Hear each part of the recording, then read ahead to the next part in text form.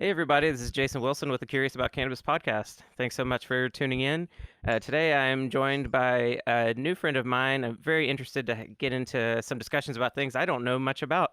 I'm joined with Angus from the Real Seed Company. Thanks so much, Angus, for taking time out of your schedule to chat with me about cannabis taxonomy and landrace strains and whatever else we get into today. It's great to be here. Yeah, so do you mind sharing with our listeners just a little bit about what the Real Seed Company is and kind of what you've been doing with your time and what your expertise is, and kind of where that's kind of taken you around the world. Because that's one interesting thing about your story is, your travels and everything. Sure. So when I started what was essentially just a website and a hobby back in 2007, but it was a continuation of an interest of mine that goes way back and into sort of my teenage years when I grew up in the UK. And I mean, but the Real Seed Company itself didn't really get going until I went to Pakistan in 2007 and looking for land races. Although at that time I didn't really use the term land race. It's been relatively sort of more recently that's become part of the kind of popular jargon of the cannabis world. Although it's as a term it goes way back in as far as the late 19th century, and it was applied to crops. Although if you look up the term landrace in the dictionary, it often refers to a Danish pig breed known as the landrace. But yeah, I mean, I don't particularly like the term. It's got sort of, I mean, actually, the term in Denmark goes back to the 1930s, and we all know what was going on in the 1930s. And I think in Europe, that is, and right. It has. I don't know. I don't particularly like it as a word, but it seems we're stuck with it for the minute. But anyway, right. Yeah, I've rambled off onto a complete tangent. But for me, the interest was traditional strains. So, the type of plants that made things like Thai stick and Afghan hashish and this type of thing. That's what I was after, because a point had arrived in the UK where very, very suddenly, sort of almost in the space of a couple of years, the entire UK cannabis market had shifted from being almost entirely dominated by Moroccan hashish, often not very good Moroccan hashish, but there was a whole bunch of other things you could get if you had the right friends. You could find Swazi red, Nigerian ganja, Afghan hashish, Lebanese hashish, that type of thing. That's what I liked.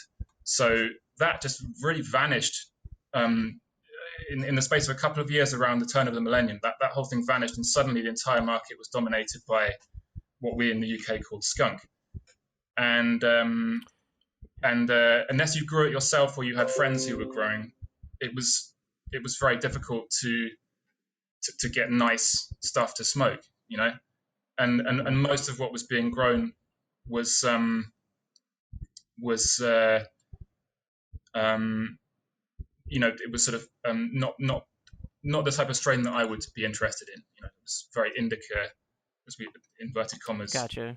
sort of sedative, stupefying, narcotizing kind of stuff. Stony. Yeah, not what I was into. I was used to smoking. What I looked for was kind of uplifting, inspiring effects. I mean, as it happens, the first place I went to collecting for the site was Pakistan, which is, at least in the sort of popular understanding, is associated with sedative types of, so-called indica Gotcha. plants. But so that's where I went first, was up to Chitral, and then to a place called Peshawar, which is right on the Afghan border. It's a Pashtun city, as in, i.e., a sort of ethnically Afghan city where you're by being there, you have access to everything that's being grown in Afghanistan. That kind of border between Peshawar and Afghanistan is not really recognized by, or at least at that time was effectively non-existent. We're talking about the places where Osama bin Laden went to hide in the caves at Tora Bora and places. And anyway, you have access to everything from the Afghan cannabis fields. And so I got some seeds there. I got some seeds from up in the Hindu Kush in Chitral. And yeah, that's how we got the website rolling, was with that stuff. Got a bit of attention. And yeah, there's definitely a now a renewed interest in trying to rediscover these sort of I don't know, traditional strains. I agree with you. The term landrace is definitely problematic. It just has it's kind of actually, it's rather ironic. I mean, it's completely sorry to interrupt you, by the way. I've had to caffeinate myself. No, it's fine. To get it in the zone. But I mean, it's completely the opposite of, ironically, those sort of 1930s racist connotations are really the opposite of what was really motivating me. And I think most people who are interested in these things are interested in diversity and are fascinated by cultures that are different from their own, and generally want to kind of and yet it has this horrible kind of connotation of eugenics. All of that dark 1930s stuff. And it's rather ironic that suddenly, in the era of Trump, because it really is in the last sort of 4 or 5 years at the most that I've really noticed a very big, I mean, less than that, 2 or 3 years, a really big increase in interest amongst growers and breeders and so on in rediscovering these plants. So it's funny how these things work. And are you seeing a big interest from the United States, given all of the legalization that's been happening in certain states out here? At least I know there's been where I live in Oregon, there's become a dissatisfaction with some of the homogeneity of the strains that exist. There's sort of a perceived diversity because there's so many strain names. But when you really get down into it, there's not a huge difference between a lot of them when you back up and look at the fuller context of cannabis. So that's something I was interested in. I mean, from the point of view of my own website, I mean, I this is not something I haven't invested anything in much in the way of advertising or anything like that. So I wouldn't want to overstate the extent to which people even are aware of what I do. But people who seek these things out actively will eventually, I think, discover my site and stuff. And yes, I've noticed the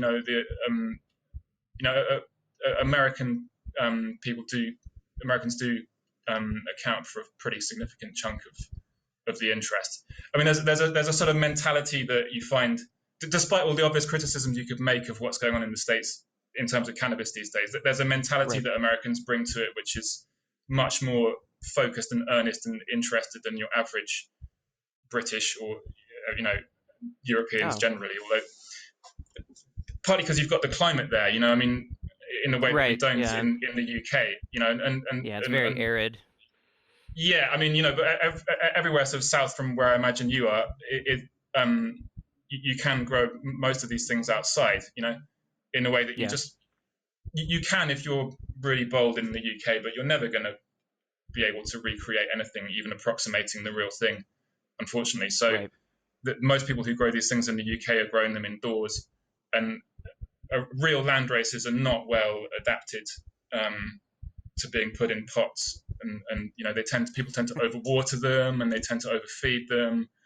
So growing indoors, it requires quite a high level of skill to really get the most out of these plants indoors. Well, I think that segues into one of the things that we kind of wanted to spend time on is what are some of the misconceptions that you run into that people often have about landrace strains? Right. Yeah. I mean, the most notorious one is the idea that they're, in some sense, sort of naturally created in the sense of let's say we're talking about Thai stick, and Thai and Lao and Cambodian land races, which there's a sort of and I've seen this traveling around the area, talking to people who are looking for cannabis. There's a misconception that these plants are in some sense wild or natural, right? Meaning that they've spontaneously been created by nature, and they are region-specific plants, right? So of course, there's been natural selection going on, causing them to be able to flourish in the sort of humid tropical environments that you have in this part of the world. But insofar as they're potent and they smell good and they have a nice effect and so on, and that they yield well and all these kind of traits, they are the product of human beings selecting for what they regard as desirable and what they want, right? So that land races are domesticated cannabis. So that's a key misunderstanding amongst many people, is that they're in some sense wild. Now you do have kind of parallel wild populations north of the tropics, which are seamlessly kind of related to land races, because north of about 25 degrees latitude, cannabis will escape and establish spontaneous populations. So anywhere north of the Ganges River in India, you'll find astonishing quantities of what you can call colloquially wild cannabis. But if we're being more precise in our use of language, it's really weedy cannabis. And the trouble for anyone who believes that there is a thing truly wild cannabis is it's more or less, as far as botanists are concerned, it's impossible to differentiate between a true wild population and a weedy population, right? Right. I mean, botanists can't even agree on how to categorize the varieties that are domesticated for cannabis, and much less, I know there's a debate about whether there actually is any wild cannabis, still in existence or not, but it's kind of hard to argue for, given the long history of domestication of cannabis. Well, this is the thing, and I mean, there's been a pretty persuasive study done by John McPartland, who I think, if I remember right, is at the University of Virginia. And he's looked at, he did a sort of I think meta study is the word, where he's just collated loads and loads of data from a bunch of different studies on pollen, which have involved looking at pollen. And what he did, because the closest relative to cannabis is the hop, the common hop. Right. And cumulus, Yeah, and their pollen grains are pretty hard to differentiate from each other. So what he did was he did a big study. Based on he differentiated cannabis and hop based on where you tend to find them growing, and hops tend to be associated with forested areas, or the hop rather tends to be associated with forested areas, and then cannabis tends to grow in more arid climates, particularly sort of steppe climates and along the edge of rivers and so on. And he concluded that the most likely place it originated is probably Qinghai, which is up on the Tibetan plateau in sort of western China. Well, Tibet basically, but culturally speaking, but what's now politically part of the PRC. And right. So he reckons, well, they reckon rather, scientists reckon about 28 million years ago is probably when cannabis separated from the hop. And I mean, it's a highly plausible place for it to have originated, because the center of origin of the hop is almost certainly China as well. You've got, I think 2 or 3 different species of it, one of which is associated with Yunnan, which is just southeast of where McPartland reckons cannabis originated. So, it would work pretty well, because what you have, fast forwarding a few million years, by the time you get to the what they call the axial age, which is really the beginning of what we now think of as civilization, you have this is the era of kind of the Greek philosophers and the Buddha and the beginnings of China, Chinese civilization. By the time you get to this point, you have a pretty clear differentiation with east and west of Qinghai, right? So west of Qinghai, gotcha.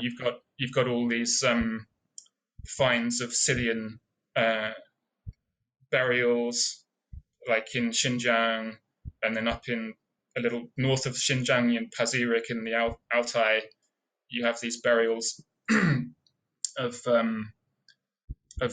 Iranian, I think most likely ethnically Iranian, possibly Indo-European people, but Europoid basically in burials, and then east of Qinghai you've got Han culture, Chinese culture proper kind of forming, and it's pretty clear that the Chinese were not much interested in drug use.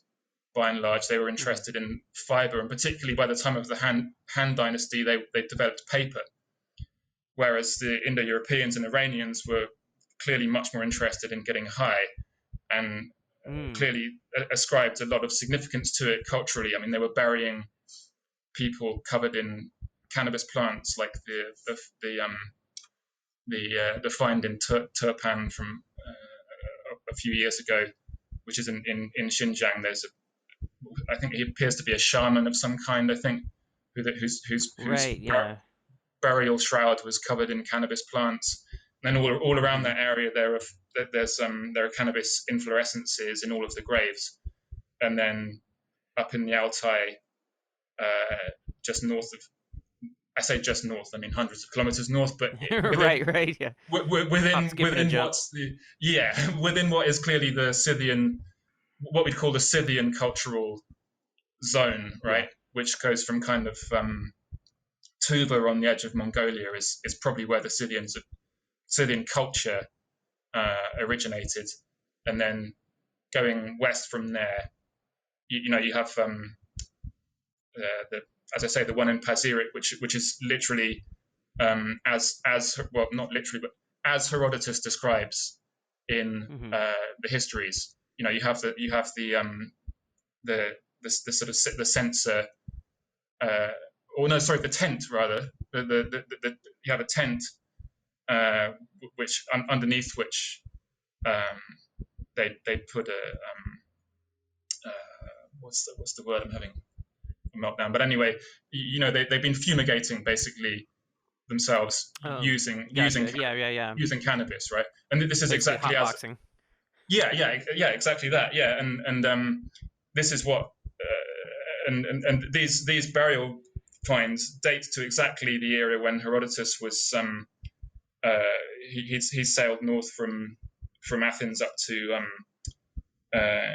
the north coast of the Black Sea, which is the sort of western extremity of the Scythian culture zone, and he described them getting high off cannabis, right? So you have, these are all around about 500 BC-ish, which is this really crucial point in human history, and you have another one on the western edge of Xinjiang that they discovered literally last year, I think, which is all these I can't remember the name of these damn things, but like you put hot coals in a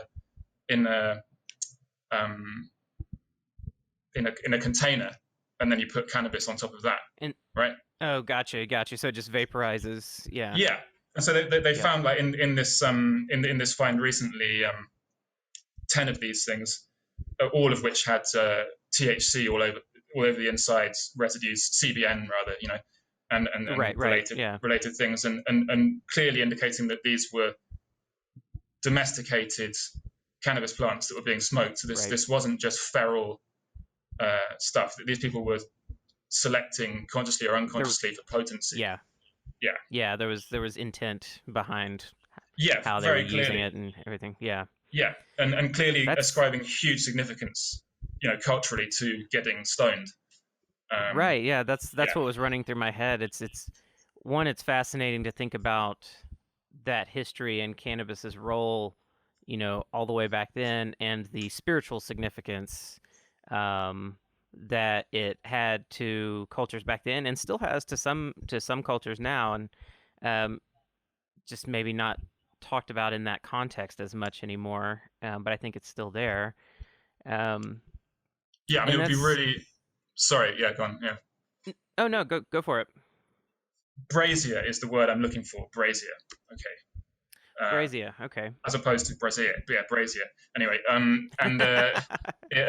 braziers are the things that I'm trying to remember the name of, and because there's also you can find them going way back to the sort of really early Bronze Age, as far as I know, and all across the Central Asian steppe, But it seems like the people who they call the sort of general term, the Scythians, which is a kind of a catch-all, a catch-all term for basically northern Iranians, ethnically speaking. They were northern Iranians, so they sometime in the late, I don't know, early or late Bronze Age, but they seem to see this sort of type of culture seems to have basically dominated all the way from what we now think of as the western edge of China, all the way across to what's now Ukraine. And these are the guys who invented cavalry warfare, the compound bow. They were pretty formidable people. They clearly had a lot of money, not money, but a lot of wealth, because they most likely because they were controlling trade routes going that connected the edge of the Black Sea on the western half of where you found them. They were controlling trade routes there. They were making a lot of wealth off trading with the Greeks. They were trading wheat and furs and fish and this kind of thing. And there were Greek settlers all along the edge of the Black Sea who were doing business with them. And these guys, judging by what you find in their graves, were getting hugely wealthy. They had gold. They had, there's a find in Stavropol from a few years ago, which is Stavropol is like southern Russia, just north of the Caucasus, where there's a gold a gold vessel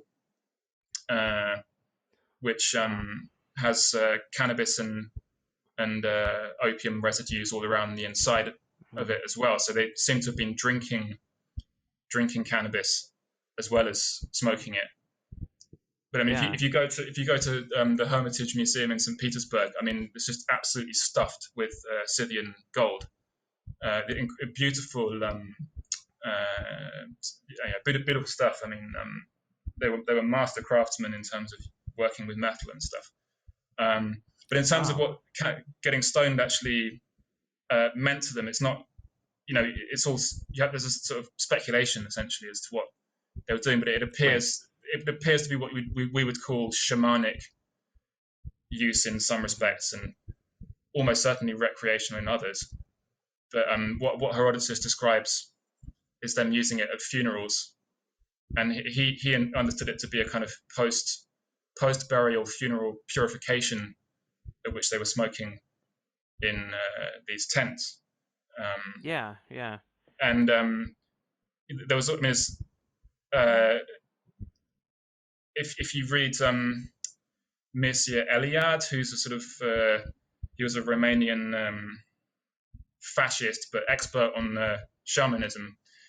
He thinks that the Scythians were he thinks that it was a shamanic use, probably involving them in some literal or metaphorical sense accompanying their leaders to the afterlife by getting stoned.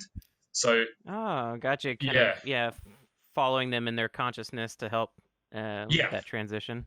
yeah. I mean, Yeah. because what you have is like these horrific in modern, at least by our standards, burials at which when a leader of a Scythian clan dies, they dig these huge burial graves, huge graves. Then they put the leader in there. Then they bring all his kind of retinue, and his comitatus is his near his Right. elite followers. Bring them to the edge, strangle them, dump them in there. His wives, his Oh servants, man. all get killed, and then his horses all get stuck on spikes all around him in this big thing. Basically, he's going off to the afterlife with his crew, Right. and Everything he loves. Yeah. yeah, Wow.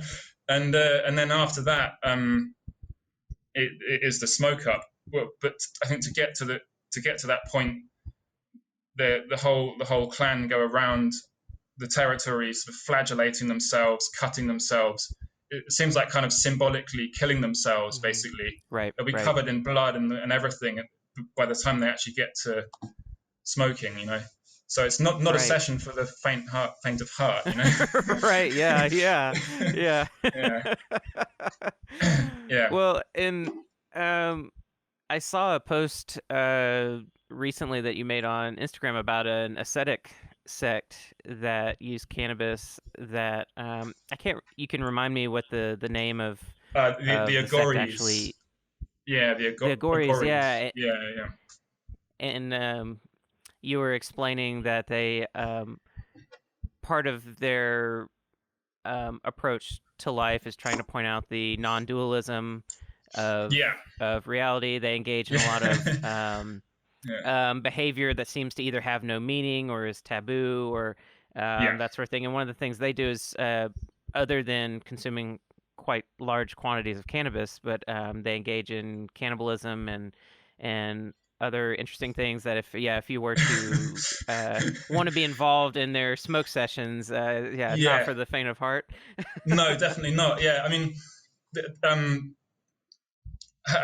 to get from the Scythians to the Ogoris is, at least in my reckoning, quite a leap in terms of history. Mm-hmm. So, right. Just a sort of caveat, I would say, like there's a tendency, particularly among Westerners, but to a lesser extent among Indians themselves, to sort of always bring everything in India kind of way back to the earliest possible dates you can. So some people would like to link the Agoris, who are Shivite, Shivite, Shiva worshipping. Sorry, Shivite sect, would like to link them way back to things like the Vedas. So that's going the Atharva Veda mentions cannabis, and that's sort of may conceivably predate the sort of early Scythian cultures we're talking about. It's 800 BC, 1000 BC, that kind of era.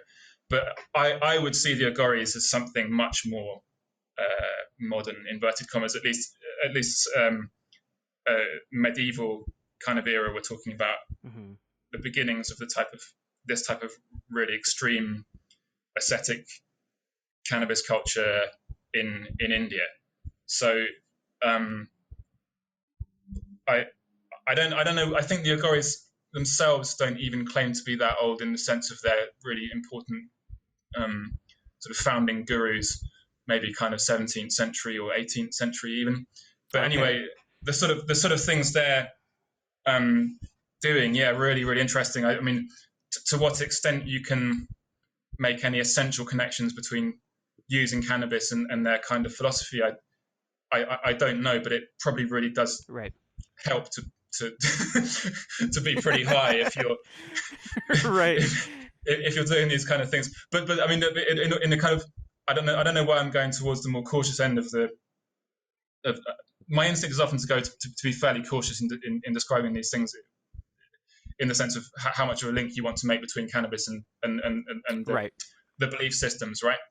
But I mean, the Agori path is essentially a thing called Advaita Vedanta, which is this sort of philosophy of non-dualism. The only thing that exists is the soul. There's only one soul. Everything else is illusion, right? That's very deep stuff and fascinating. But if you talk to sadhus, that's these ascetics in India, and you ask them about cannabis, when I've spoken to sadhus about it, they've been very clear.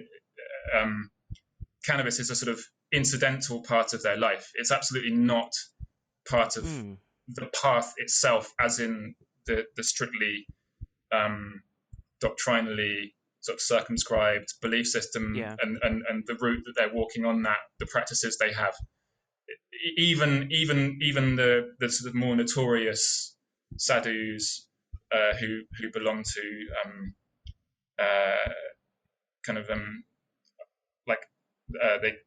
they call them akaras, which are kind of institutional organizations that they're part of. Some of them are notorious for some akaras are notorious for being stoned all the time. But even if you speak to them, they'll say, well, no, getting stoned is just something we do. It's part of our way of life. They'll be stoned 24/7. Yeah. But it's absolutely not part of the path, you know. Having said that, it's clear that there's not a black and white line between that, because if you go to these guys will wander all around India, and if you go to places they wander to and spend a few days at, or a few weeks at, or sometimes a few years at, they will always have cannabis growing around there. They call these places like Shivalaya, like Shiva places. There'll always be like ganja growing in the tropical ones, and in the Himalayas there'll always be charas production. And these guys will say, oh, this is prasad, this is like sacrament from Shiva. So Shiva's giving them the cannabis, even if the cannabis isn't helping them get to Shiva per se. Right. But then when they spark up, they'll say little things, phrases and so on, that have they'll say like alak niranjan when they spark up a chillum. And if you ask them what does that mean, no one has ever given me a satisfactory explanation, but it can mean like behold the mystery, or something like that, right? So there's clearly a kind of a link, you know, between the sort of the what's the word, you know, the eschatology, is that the right word? Anyway, it's clearly got some kind of a link to the path, in the sense of they do. There is a sense of this inspiration or even connection of some kind with the truth. Sacramental prayer tool, or totally. So it all shades in, you know, from one. It all shades together. The line is quite blurry. Anyway, sorry. Go on. Well, and you know, that leads into something I wanted to hear from you with your experiences traveling to these different places, living in some of these different areas, getting to meet people in very different cultures than what you know, particularly Westerners out here in the United States, and even, you know, folks in the UK and, you know, Western Europe and everything wouldn't necessarily be exposed to very much. Well, one, I wanted to learn about where you've traveled to and where you've spent time, and then I wanted to hear a little bit about how you've connected with these people and learned about their cultures and how they use cannabis, and how you've gotten you know, exposure to these Landrace strains and everything. Do you mind kind of sharing that story however you want to go into it? Yeah. I mean, as I say, my primary interest in these things originally was getting high and just liking the aromas and flavors of traditional cannabis. So that's how I got into that. But in terms of my academic kind of background, and other interests I have. I'm not a botanist. I'm not a scientist, although I did study sciences growing up and was always interested in that side of things, and didn't really understand our traditional Western divide between the arts and the sciences, right? So I never really bought into that idea that if you're into literature, you have to be into literature, and if you're into biology, you've got to be into biology. Yeah. So my academic qualifications actually English literature. At the last minute, I decided to do that, having always planned to do biological sciences and that kind of thing. But I realized if I did that, I'd have to do some work, and you can't really bullshit your way through a science degree. So, and then having got a literature qualification, I then went on and did a master's in Buddhist studies and Indian religions, that kind of thing, and was always very interested in that. So that's what took me to Asia, along with the interest in cannabis, was an interest in the. I mean, I hate the word spiritual, but in the an interest in the spiritual side of things, and so it was spending time in places like Thailand and the Himalaya that where with a little bit of effort you can find still, even these days, really nice traditional cannabis. So that's what that's how that worked. And then I've lived in Laos. I've spent a lot of time in India and Thailand, and have been visiting Pakistan on and off for more than a decade. And it's I wouldn't want to overstate the extent to which I've gone that deep into the into the culture, because I'm not a practitioner of any of these things, but it's all fascinating to me. And even Buddhism, which in its more orthodox interpretations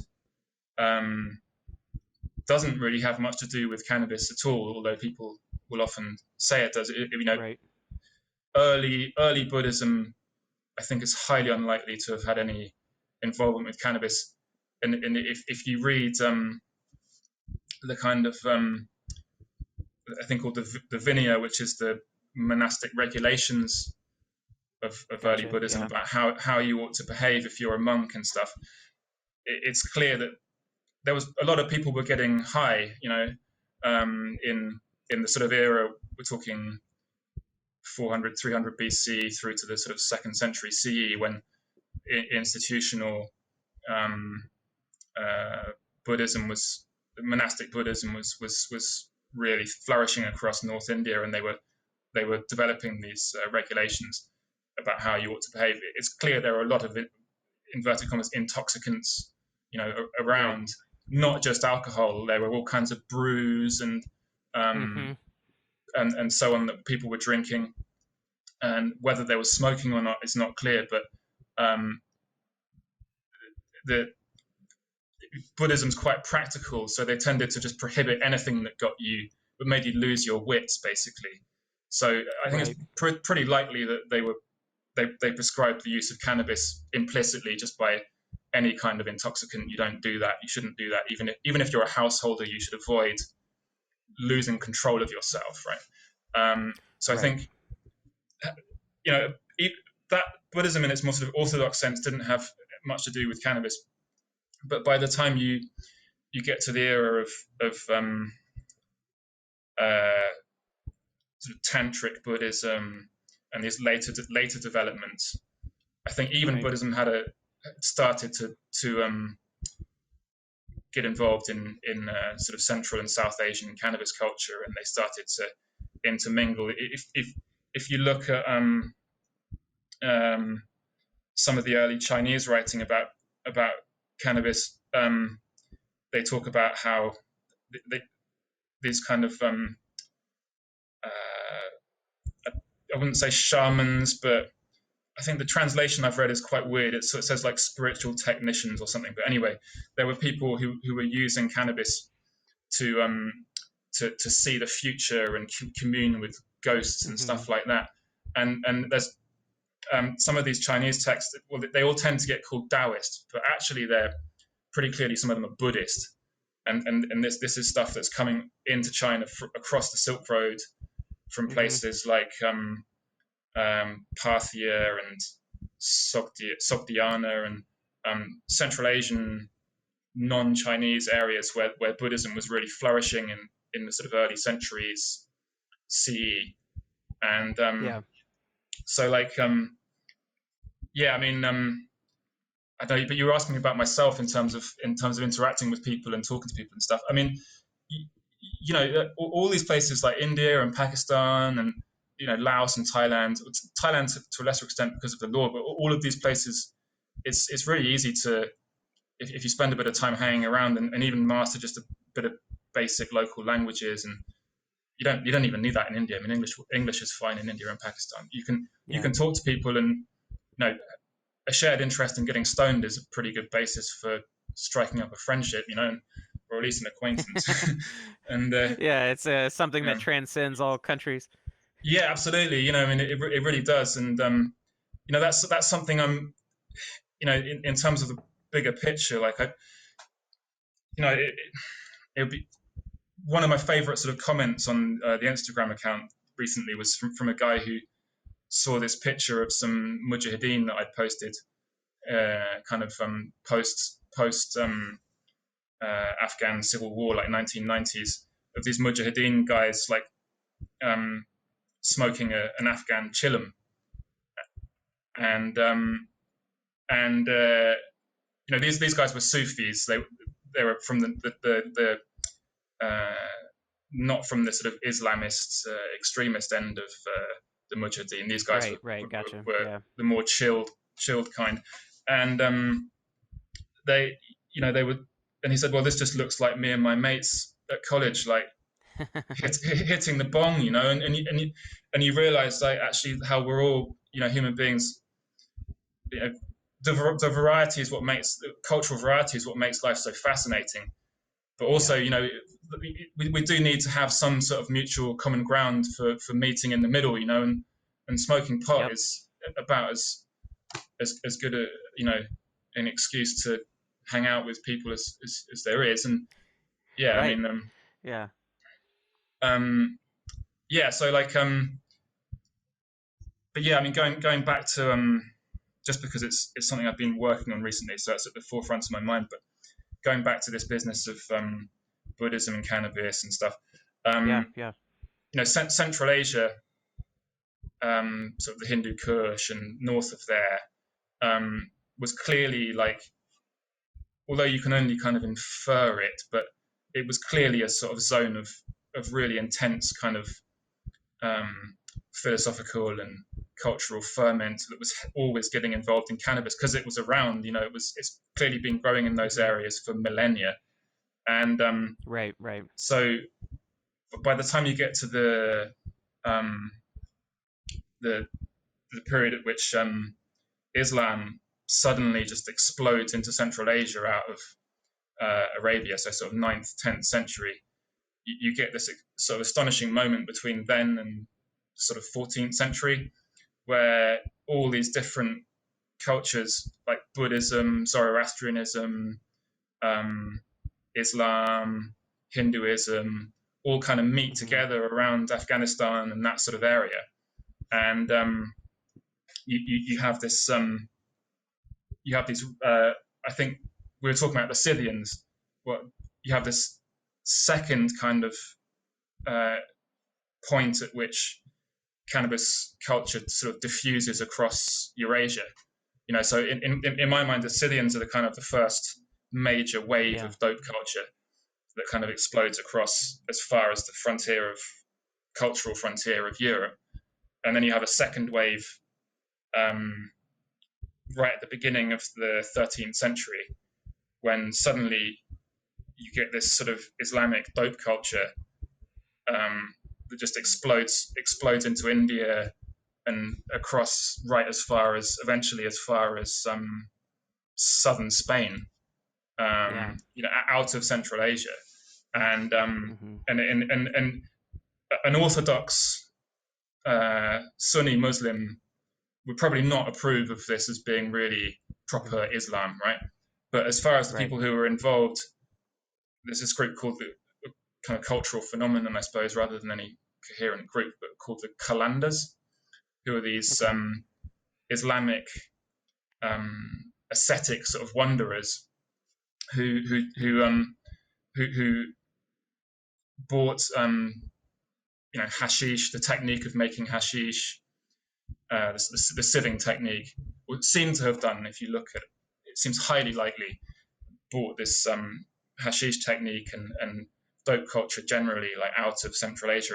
Again, almost certainly cannabis was already in places like Syria and Turkey in some form or Mm-hmm. other, be it in a weedy form or even hemp and that kind of stuff.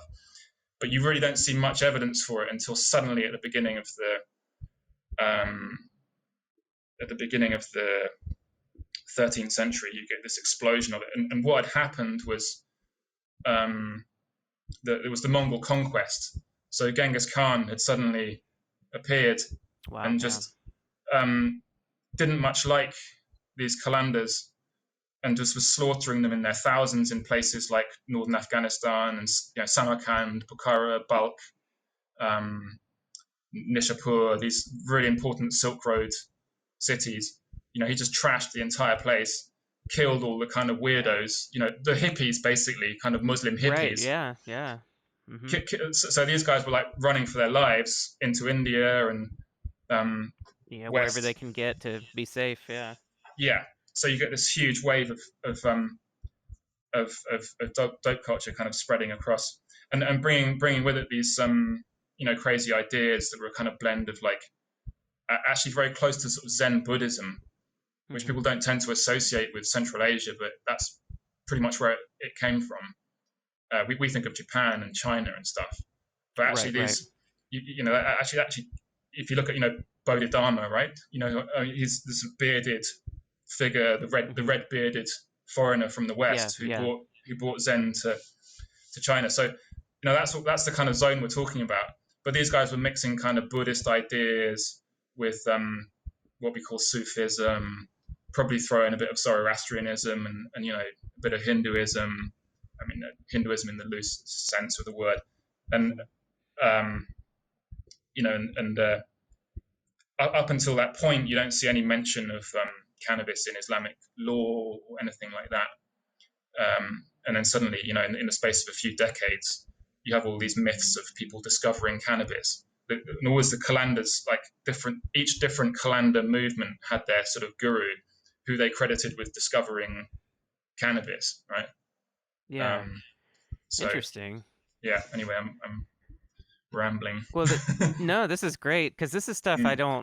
I just don't know that much about. Yeah. A lot of my time is spent these days looking at cannabis from like the chemistry side. Yeah. So Yeah. some Yeah. of my background, I work in labs and Right. Right. analyze cannabis, chemical constituents and everything, but the cultural history is just something that I don't have a lot of exposure to, and so it's Yeah. fascinating to me to hear, um, you know, this sort of grand story, that you're laying out about how cannabis has um, evolved as far as its place in these cultures, and then geographically how it's spread. It's super fascinating, Yes. and It is really interesting. Yeah.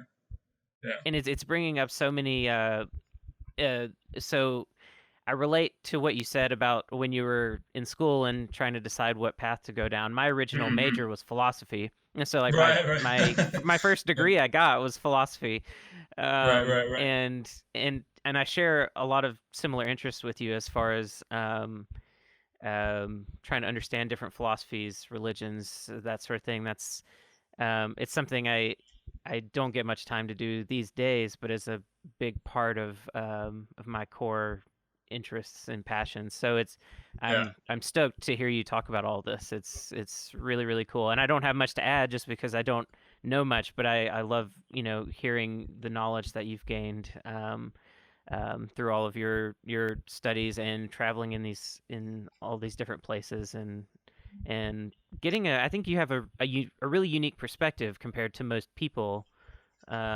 because of that exposure that you have. Um, Yeah, it's I mean, certainly fascinating. it's I think a lot of people, particularly who are interested in land races, are really interested in this question of, and cannabis generally are really interested in this question of, how it all started, and where cannabis came Hmm. from, and how it got to be where we are now. So in the back of my mind when I've been waffling has been, sort of Western counterculture, which until very recently, like, cannabis was unequivocally part of. So that's what I'm Right. trying to in my mind, I've always been trying to sort of fit it into that pattern. Hmm. So the nomadic culture of the Scythians and the kind of radical Islamic counterculture of the Kalandars, and the hippies Right. being our sort of our equivalent, who just spread cannabis. Well, actually, there's bits in between the hippies and the Kalandars that are really, really Of important. course. The colonial era, and the Indian slaves taken to the Caribbean, and so on. But in the back of my mind, there's sort of I have my inner hippie who I'm occasionally in Hmm. touch with, and other times Yep. less so. But that's the sort of bit of me that's always wanted to try and get this picture of how everything got to be the way it is Yeah. now. Well, what's interesting, the a common thread that I hear in the stories that you're telling is that, while you have these periods where cannabis may be sort of widely embraced by a culture, and not just the counterculture, it is the, sort of quote unquote hippie populations that end up carrying it, wherever it needs to go if the culture Yeah, changes. yeah. I Um, mean, it's yeah, and yeah, and that's, it's it's awesome to hear all of these stories, and how far back in history that dynamic goes, and because all the yeah. way I up mean, until modern day, you see that as well. it's right at the very first encounter between Western culture, what we Yep. in the West call consider to be our kind of founding culture, which is the Greeks. So the reason we call cannabis cannabis is because the Greeks got the Yep. word from the Scythians, right? So Yep. and the Scythians, as far as the Greeks were concerned, were barbarians. Barbarian comes from Hmm. what the Greeks heard when they heard people like the Scythians speaking. They just heard ba ba ba ba ba, right? Yeah. So Yep. that's what the word barbarian literally comes from. So as far as the Greeks were concerned, although Herodotus himself, who recorded this stuff, he he was actually fascinated by the Scythians, and didn't in any way look down on them. He was Hmm. impressed by them, but he they used to call him like Philo-Barbaros, which is like lover of barbarians. And at the Yeah. beginning, that wasn't a disparaging term. Like later on, it became a kind of a put down. The Romans and so on. And some Greeks thought Herodotus was a bit weird for being so interested in the way other people's did things. But as far as Herodotus was concerned, it was like, you know, there are as many different ways of doing things as people choose Yep. to Yep. have, right? But so anyway, that's that foundational kind of encounter between the West and the East, in the loosest possible sense, was just north of the Black Sea, when Herodotus went to Olbia and witnessed all of this. And yeah, as you're saying, it's like it's always cannabis has always had this um, contested status as to whether it's acceptable or not. Hmm. Um, and actually, it's always been that way. That there's a tendency for Westerners to say, "Oh, it's all this new thing, and it's a terrible, terrible Americans or the terrible British who've imposed these puritanical ideas on the rest of the world." And of course, there is an Right. element of truth to that. But in reality, like in India, you know, your attitude towards cannabis very much is is a tale as to what your kind of your cultural sympathies are, right? So many, the assumption that it's sort of unequivocally part of Indian culture. I mean, yes, it is part of Indian culture, but as to whether or not it's an acceptable part of Indian culture, you certainly can't assume that because someone is a Hindu, they're going to be down with you smoking a chillum. In fact, they're almost certainly not. They're much more likely, not going to be okay with that. Particularly if you're smoking, because smoking, and particularly using charas like hashish, is not in any sense considered to be orthodox okay behavior. Drinking bang is part of certain festivals, and some people might do it habitually, but even to assume that because someone's Hindu, they're going to be okay with you getting high on bang, again, is not an assumption that you can necessarily make.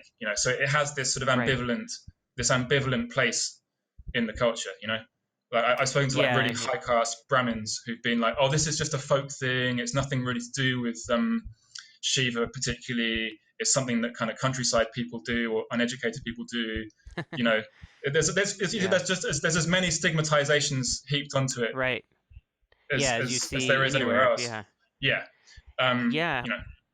And it's interesting. You just said you can tell things about someone's cultural ideas, maybe even political ideas and everything based on their feeling on cannabis. A discussion that's been going on, particularly here in Oregon in the United States, since cannabis was legalized, and big business is coming in. It's turning into this real commodity. I had a conversation with somebody very recently. I'm still working on editing the audio and everything, but something that guest brought up was that something that's been lost in the whole legalization movement is that dynamic that now you can't tell where someone stands on political issues or cultural issues, based on their interaction with cannabis, because now it's it is the socially now accepted thing.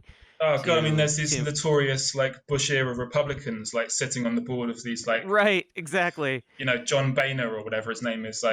It's really. I mean, that's partly for me, and I think probably explains partly why land races are getting a bit more interested to some extent, is that people are trying to get back in touch with the kind of roots of with the sort of countercultural roots of these things, because in Asia you've got this limitless sort of reservoir of countercultural philosophies and ideas around cannabis. But like you're saying, I mean, we're at this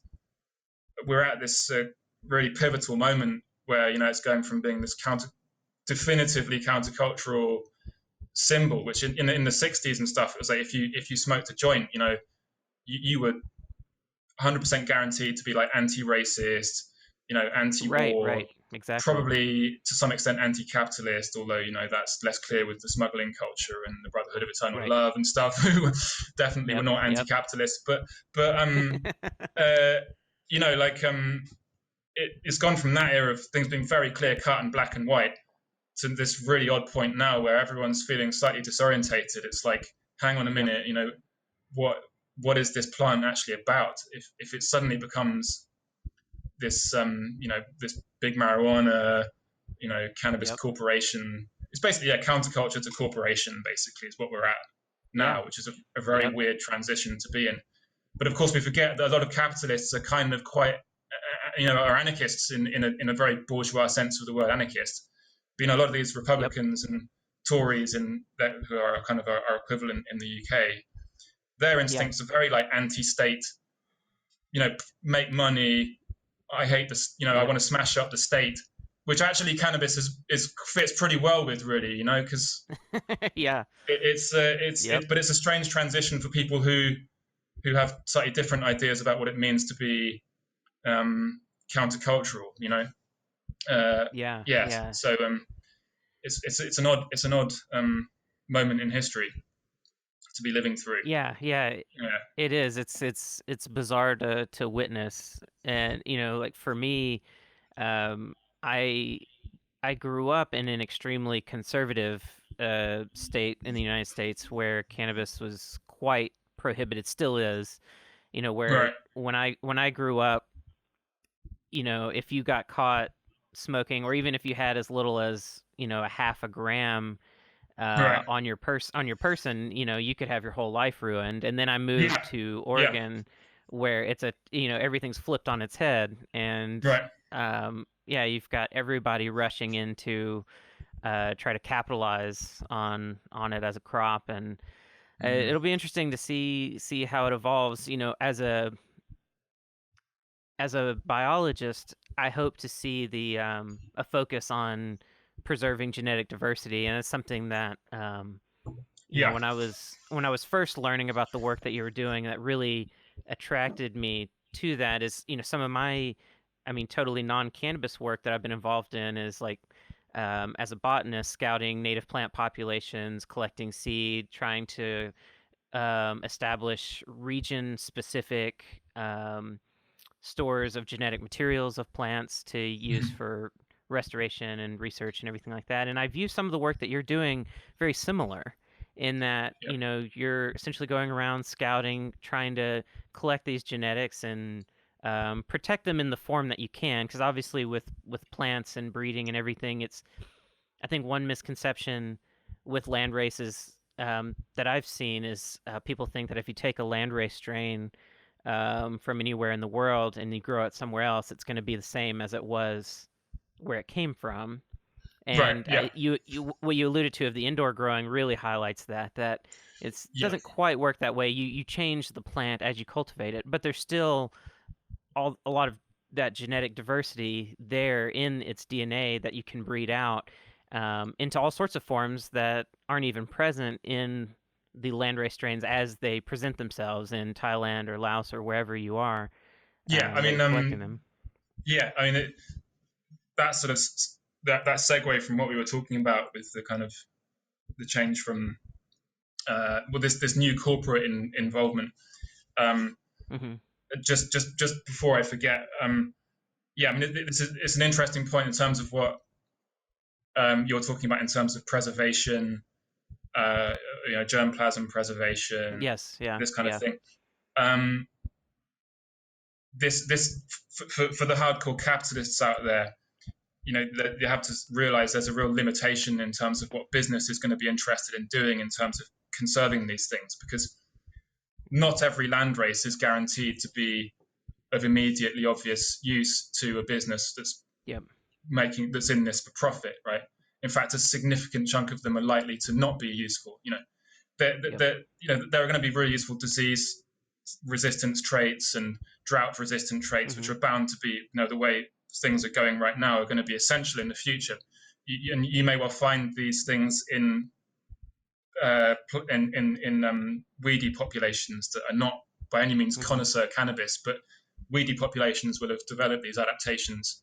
Uh, right, right, and so, but in terms of business doing any of this, it's highly unlikely that businesses are going to be bothering to do anything about this, right? So for a lot of people who've been on the receiving end of some really misguided legislation since the 1930s in America, uh, um, and people who grew up in baby boomer generation, people who've got an right, instinctive right, distrust and dislike of the state, which may well have completely screwed up their life for no good reason because of having zero point 0.1 of a gram of cannabis. It's a yep, bit it's a difficult transition to the sort of position I'm at now, which is basically the only people who I think are likely to be interested in doing the necessary work to preserve these things is the state, because they're the only people who've got the resources and who don't have to be um, you know uh, subordinated to the profit motive in everything they're doing. And right, maybe some right. some botanical gardens, and maybe I'm getting ahead of myself, but there's some botanical gardens and so on that one hopes will Sure, sure. eventually get into doing these things. But in Russia, it's the Vavilov Institute, which I'm not sure if it's actually a state-owned thing or not, but it's quite likely to. Well, it certainly was in the past. But they've got one of the best collections of germplasm and seed and stuff. And then there's some in China, and there's Gattersleben in Germany who have some collections, but the rest of it is in private hands.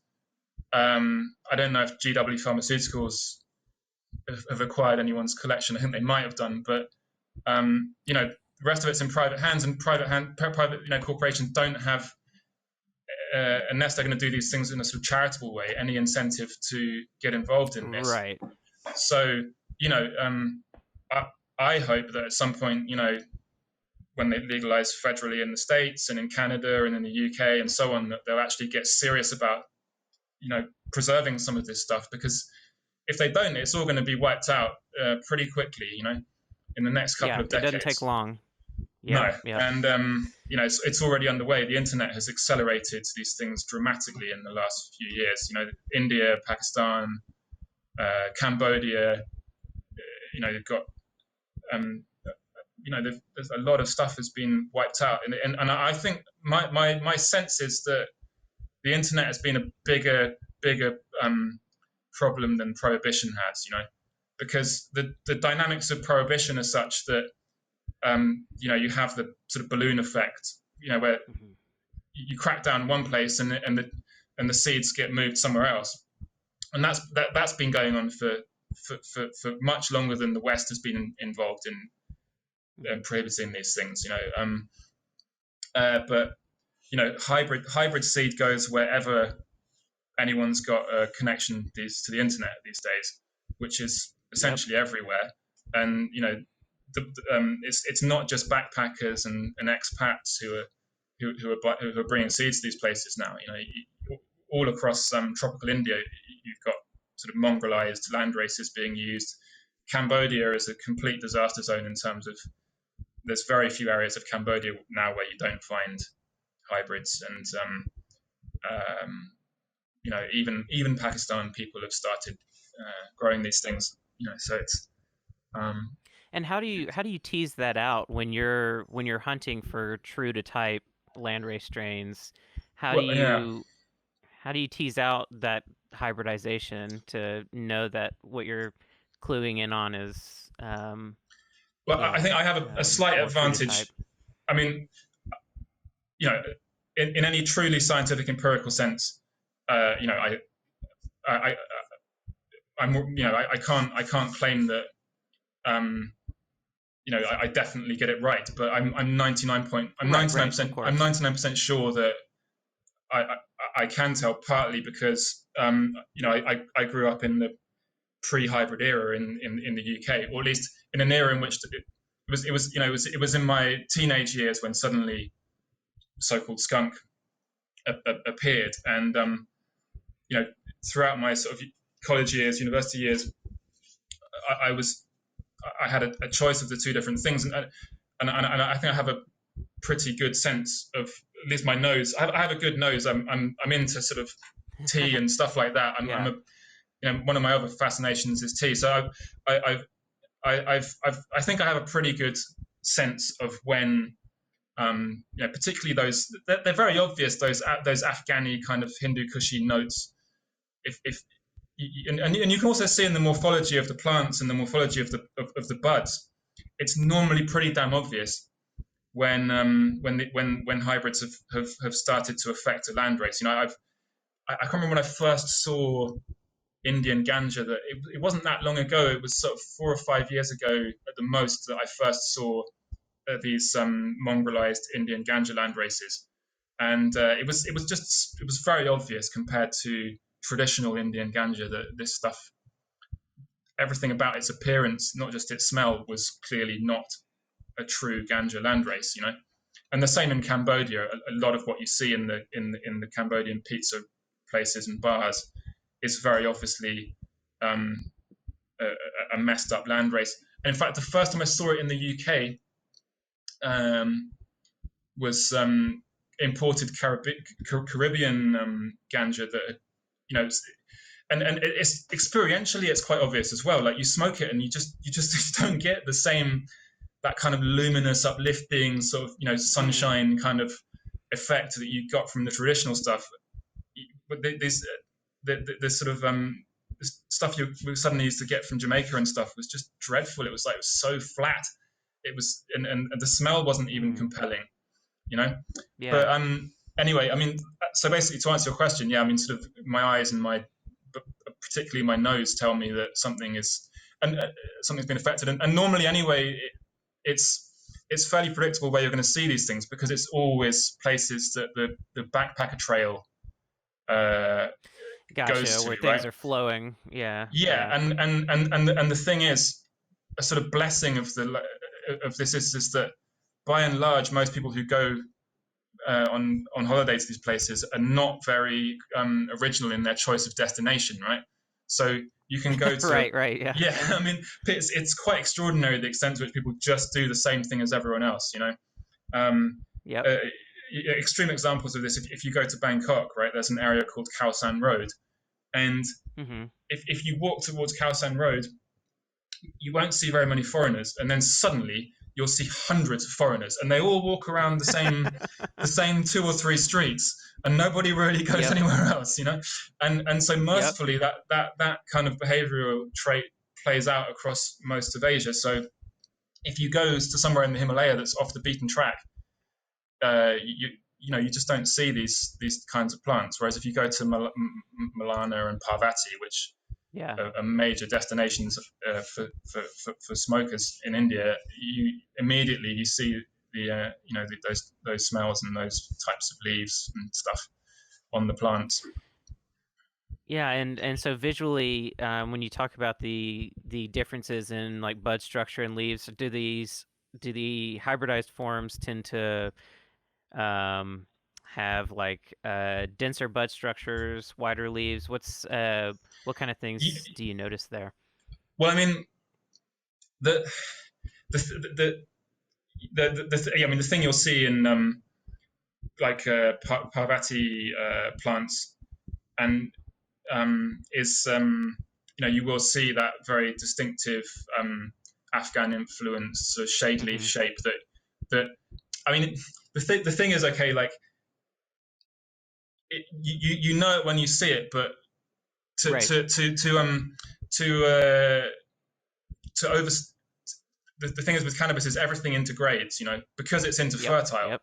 So you have this sort of seamless transition of forms anyway between sort of Hindu Kush region and the Western Himalayan region.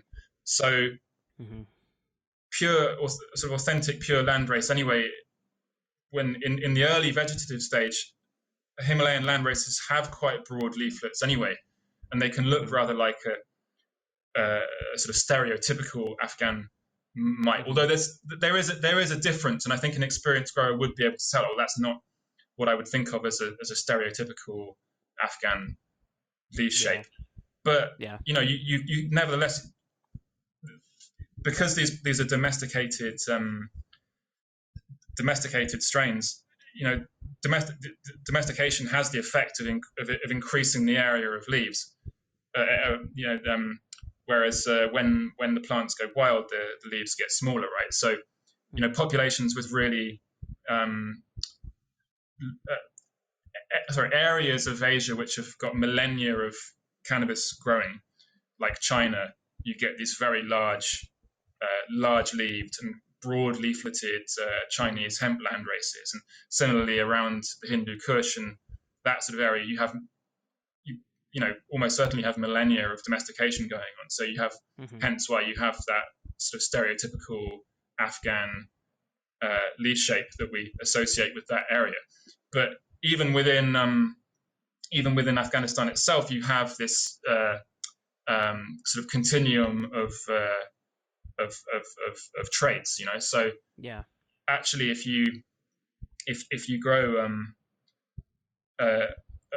an Afghan landrace that's been taken directly from Afghanistan, within that landrace, you will have a sort of integration of traits, So at one extreme, you will have what we think of as a real Afghan leaf shape, and then at another extreme, you'll have what we think of as more of a sativa inverted Mm-hmm. commas, leaf shape, but something towards that end of the spectrum anyway, right? So Right.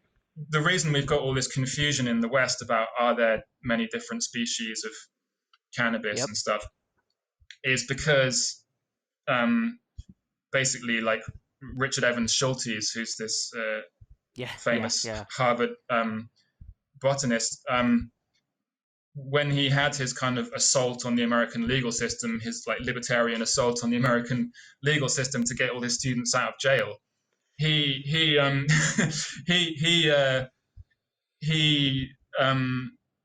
I think consciously selected the extremes of variation in order to make his case for there being these different species. Now, I'm being slightly unfair. I don't know if he really was doing the Sure. whole thing Sure. Yeah.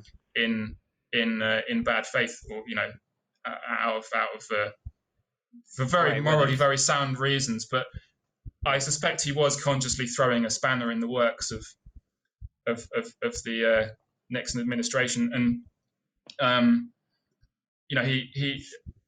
he chose the extremes of variation, right? So he chose this extreme indica type individual plant, and it was just the one. When they were having all these court cases in the 70s, it was just the Right. one plant, and it was the Right. one Yeah. plant that Anderson, who was working with him, was using, and Yep. their one specimen, and then the ruderalis and the sativa. So you choose those are the three kind of extremes of variation that they could go for in terms of what you find in drug type cannabis, and claim those are three species. But what you have in reality is total integration. Just for people who are listening, means that basically you transition from one form to another form seamlessly in between them, and that's what you have in reality on the ground in cannabis. Is you have this between the domesticated extreme and the weedy quotes wild extreme. You have this seamless transition in areas where cannabis will naturalize or is native, and then similarly in places like the Hindu Kush in Afghanistan, you have this continuum of variation. So to my mind, Right. You were saying at the beginning that there is this sort of controversy about is cannabis one species or is it several species. I would say, and I think botanical orthodoxy has a pretty clear consensus that it is just a monotypic genus. That means monospecific genus would be the most accurate way to put it, which means cannabis as a genus just has the one species, and then an incredible array of morphological variation within that. But the essential fundamental variation you get within it is due to people's selecting for what they want. And then the chemotaxonomical diversity too. So you've got all of the morphological diversity, and then when you start looking at the chemical profiles, you start seeing varying chemical profiles associated with single morphological traits, and so it's so widely diverse, and that's my conclusion as well. Just from a botanical perspective, it seems pretty straightforward that it's a single species with multiple subspecies and then multiple cultivars and forms. Beneath all of that. I would go with Ernest Small and Arthur Cronquist in saying that there are just the two subspecies. In other words, hemp, inverted commas, as in fiber plants, and then marijuana, inverted commas, meaning drug, inverted commas. I keep putting inverted commas on everything because because actually you can use hemp as a medicinal drug as well, because it can be very high in CBD and so on. But anyway, marijuana and hemp. I mean, I don't like either word, but we're stuck with. As a philosopher, you'll appreciate this. We're stuck with our limited and rather fluid terminology. But I would say two subspecies, and then I think the variety in the strict botanical sense each subspecies has its domesticated and its weedy ruderal varieties in the botanical sense of variety. And then everything else, if we want to name it, we don't use Latin. We use, whatever the term is, fancy names. But anyway, English. Whatever crazy strain name they've come up with. Yeah. I mean, that's it. The thing about the whole species controversy, I think, and personally, it's much more to do with the culture wars than it is to do with any really serious botanical doubt about it. Now, there's bound to be people who disagree with me, but I think that what we were talking about with the court cases in the 70s, where Schultes, he's suddenly, between 1970 and 1974, well, actually 1970 and about 1972, that was when he started to appear as an expert witness for the defense in these court cases. He suddenly reversed his whole position on the taxonomy of cannabis between one paper, where in 1970 he gave this very coherent, authoritative account of, cannabis is a monotypic genus. It has just the one species. Everyone knows that. It's obvious, and you have different ecotypes and cultivars within that, but it's just one species. And then suddenly, 1972, he's had this huge change of heart, and he's appearing as an expert witness, claiming that there's 3 species, and the legislation only mentions cannabis sativa. How can the prosecution prove that this is not cannabis indica or cannabis ruderalis? And and then he just breaks it all up into this kind of really counterintuitive. Suddenly, you put cannabis sativa is hemp, and it's kind of Indian ganja land races, and it just bung them in together. Just create chaos. And we've been stuck with that chaos since then. I mean, that's been the widely adopted model in sort of the popular culture. That's been hard to break away from the basic 3 species model. And interestingly, now that we're having legalization, you're seeing more and more aficionados like me kind of abandoning that old, what you could call the kind of countercultural taxonomy of Schultes and people, and sort of abandoning that as cannabis becomes less controversial. I don't know if there's any real connection between the two, but it seems to me that what you had with the sort of Schultes taxonomy, I think the reason that had the staying power that it did was there were several factors, but one of them was essentially that this was the counterculture's way of kind of keeping its possession of cannabis. It's like, this is our plant, we understand it better than you guys. It's ours. It's not yours. Yours being the man and the state. And, right. So I think that's one of the reasons it had the longevity it did. But also, I think because breeders like Sam Skunkman and Mel Frank and Neville and people were selecting for the extreme variant as well. So people, I think, were consciously selecting for those really big sort of maple leaf indica traits and selecting for the more extreme sativa sort of haze traits. And so actually we sort of our own preconceptions actually ironically influenced the plant itself, right? Yep. So you have a kind of self-confirming feedback. Yeah, bias. Yeah. Yep. Yeah, exactly.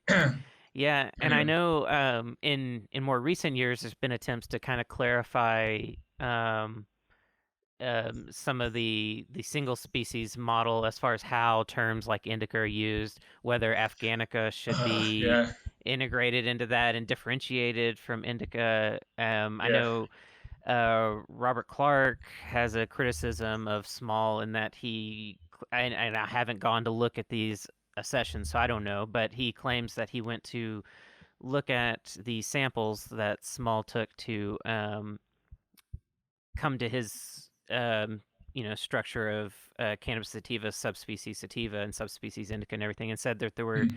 no accessions from Afghanistan present in those collections. Right. And so that there I'm needed not. to be some clarity on that, on how to integrate a differentiation between things that are more from India versus Afghanistan, and then Yeah, the I think. sativa model, which is Yeah. Sorry, I keep interrupting you because I'm so. no, it's Uh, fine. This is great. No um, worries. yeah, on that point, I'm not sure. Is that right? I mean, he definitely had access to.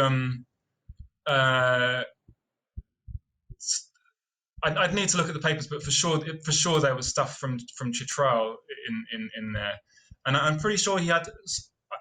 I mean, he was Ernest Small at the sort of in his 1975 paper. At that point, he was the only person to have done a kind of single garden uh, Hmm.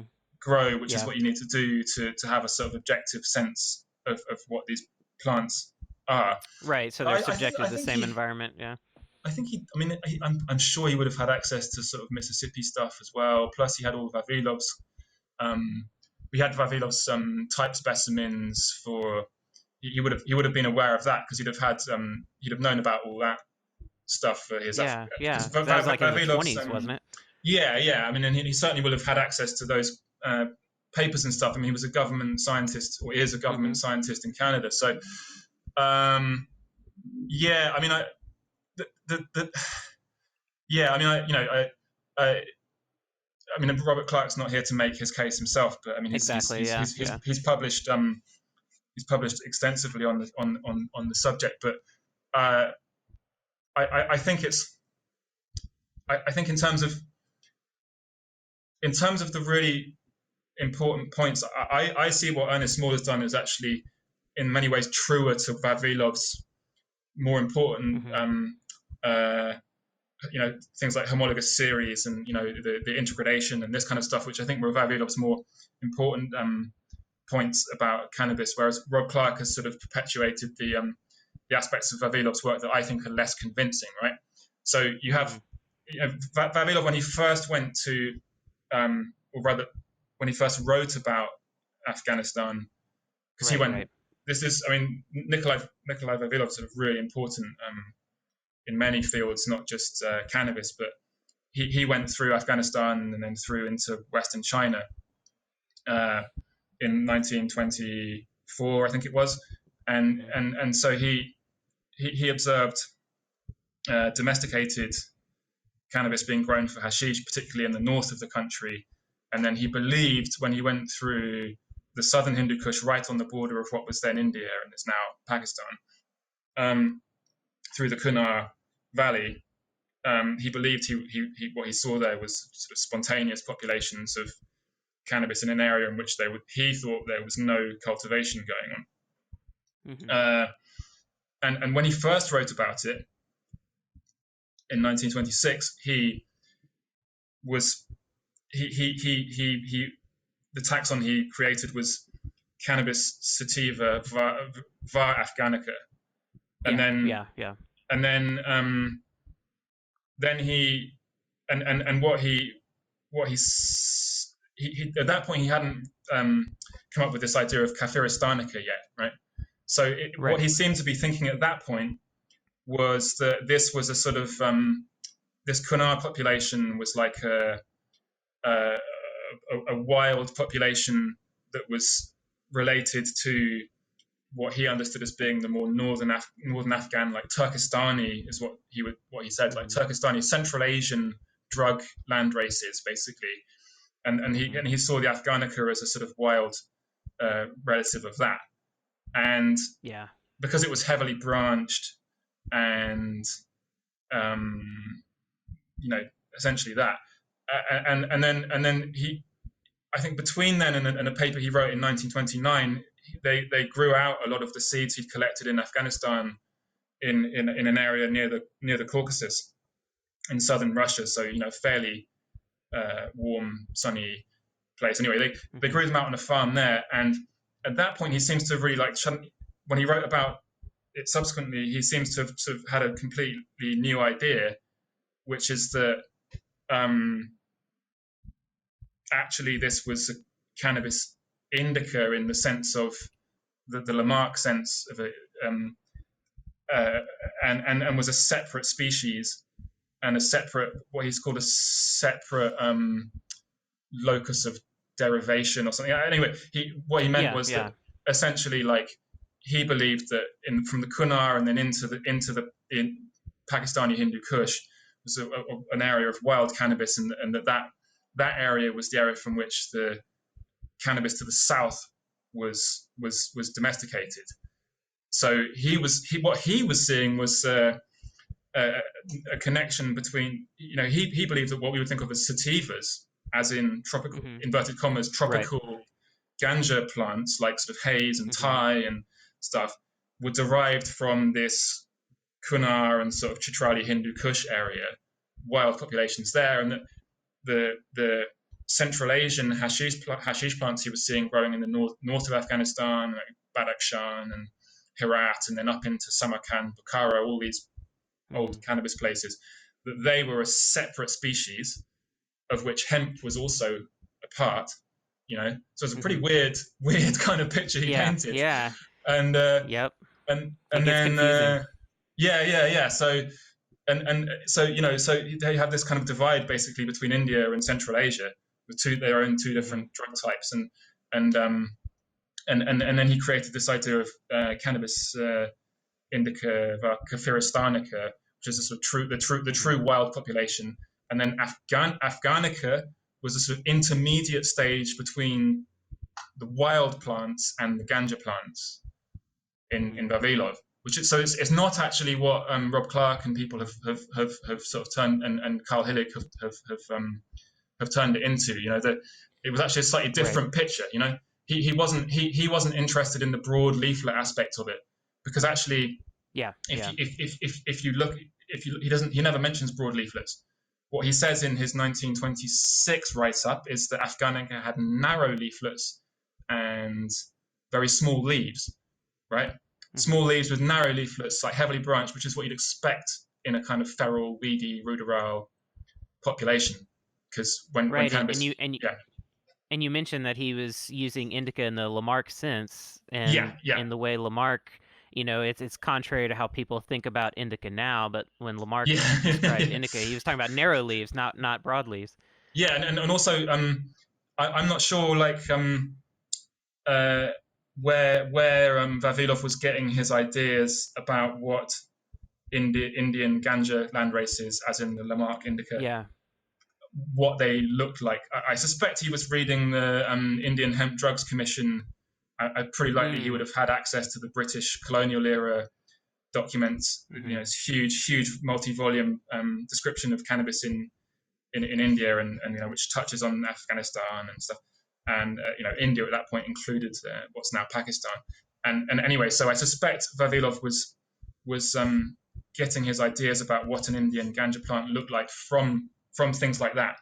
Because if you look at the pictures, there's photos in there, and if you look at the photos of like Bengali ganja fields, they're quite small. They're quite small plants, and they're not what we would think of as sativas necessarily looking like.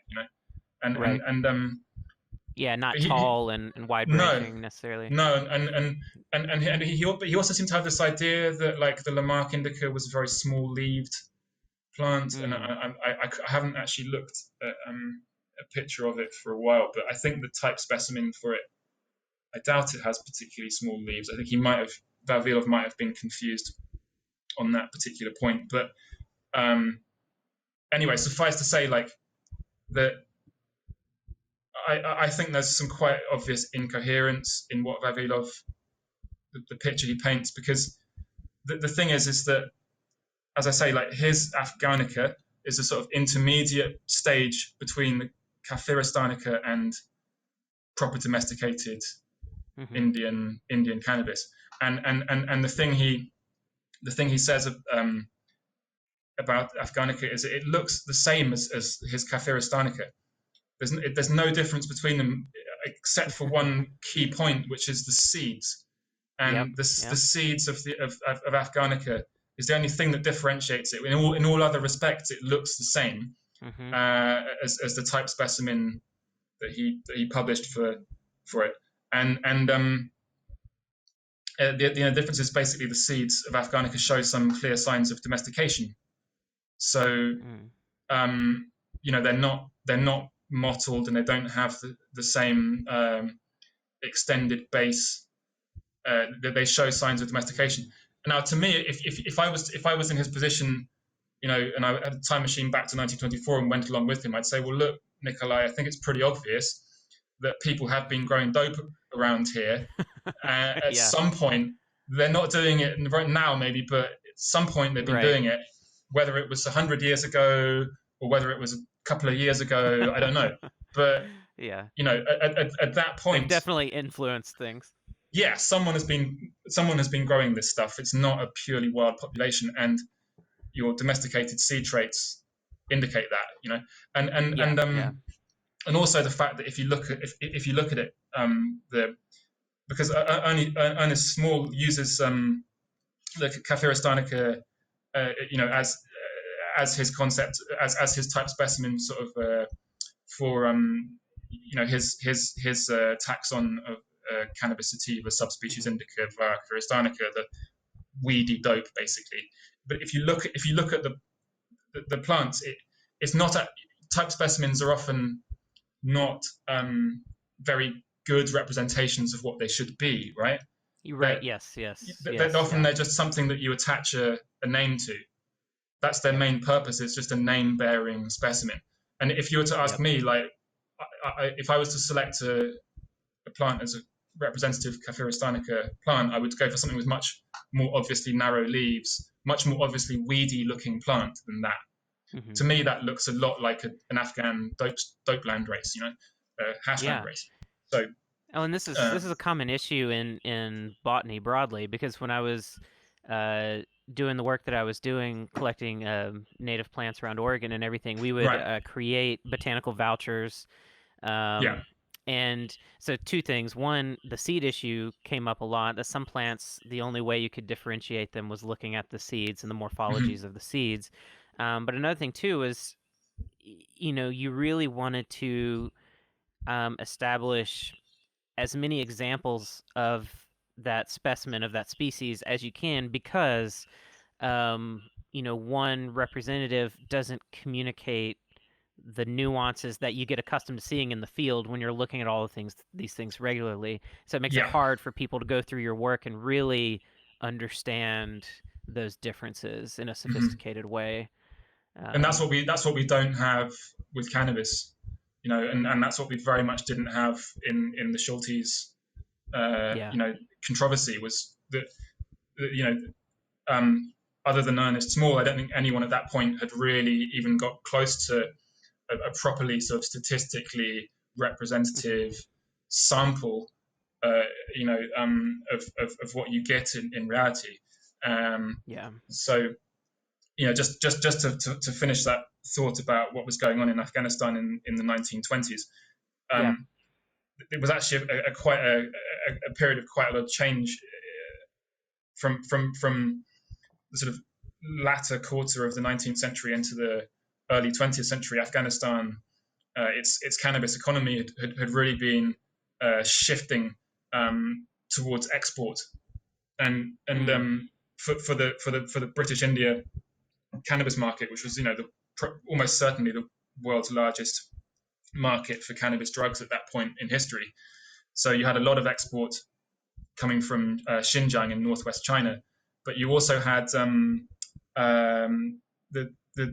two what's his name, Abdul Rahman Khan, and then the guy after him, the two kings of Afghanistan from the late 1880s through to the 1920s. Both of them had very consciously shifted the Afghan economy towards exporting hash to India. So what they did was they kept taxes really high for anyone who was producing for the domestic market, and they had some pretty punitive policies for users and stuff. But if you wanted to take all your hash across the border to India, go ahead, and we're not going to tax you at all. So what you had all along the frontier of India was you had just huge amounts of smuggling and production going on. And there's a place that Vavilov mentions called like Achin or something, which is like, and I'm not sure, he uses a strange name for it, but anyway, it's like I'm not sure where exactly he means, but there's just to the south of Kunar, or just not far from Kunar where he was, there was certainly would have been a fair amount of cultivation going on in like what's now Nangarhar province, I think it is.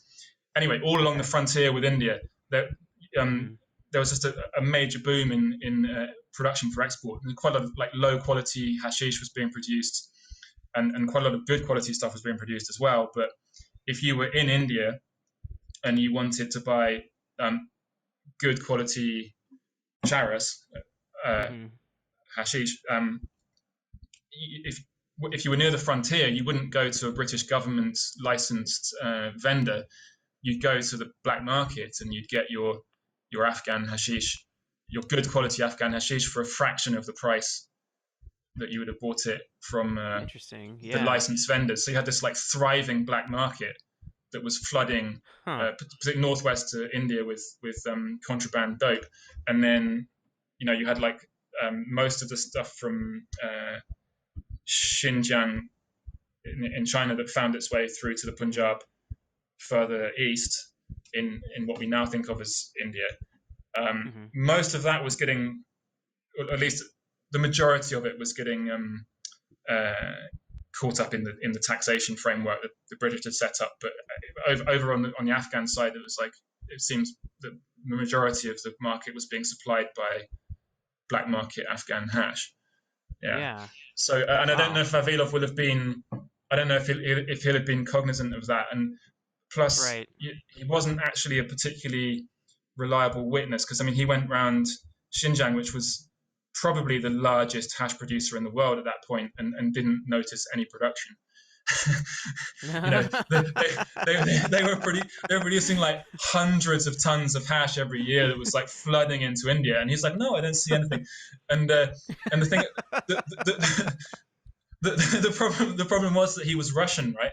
So the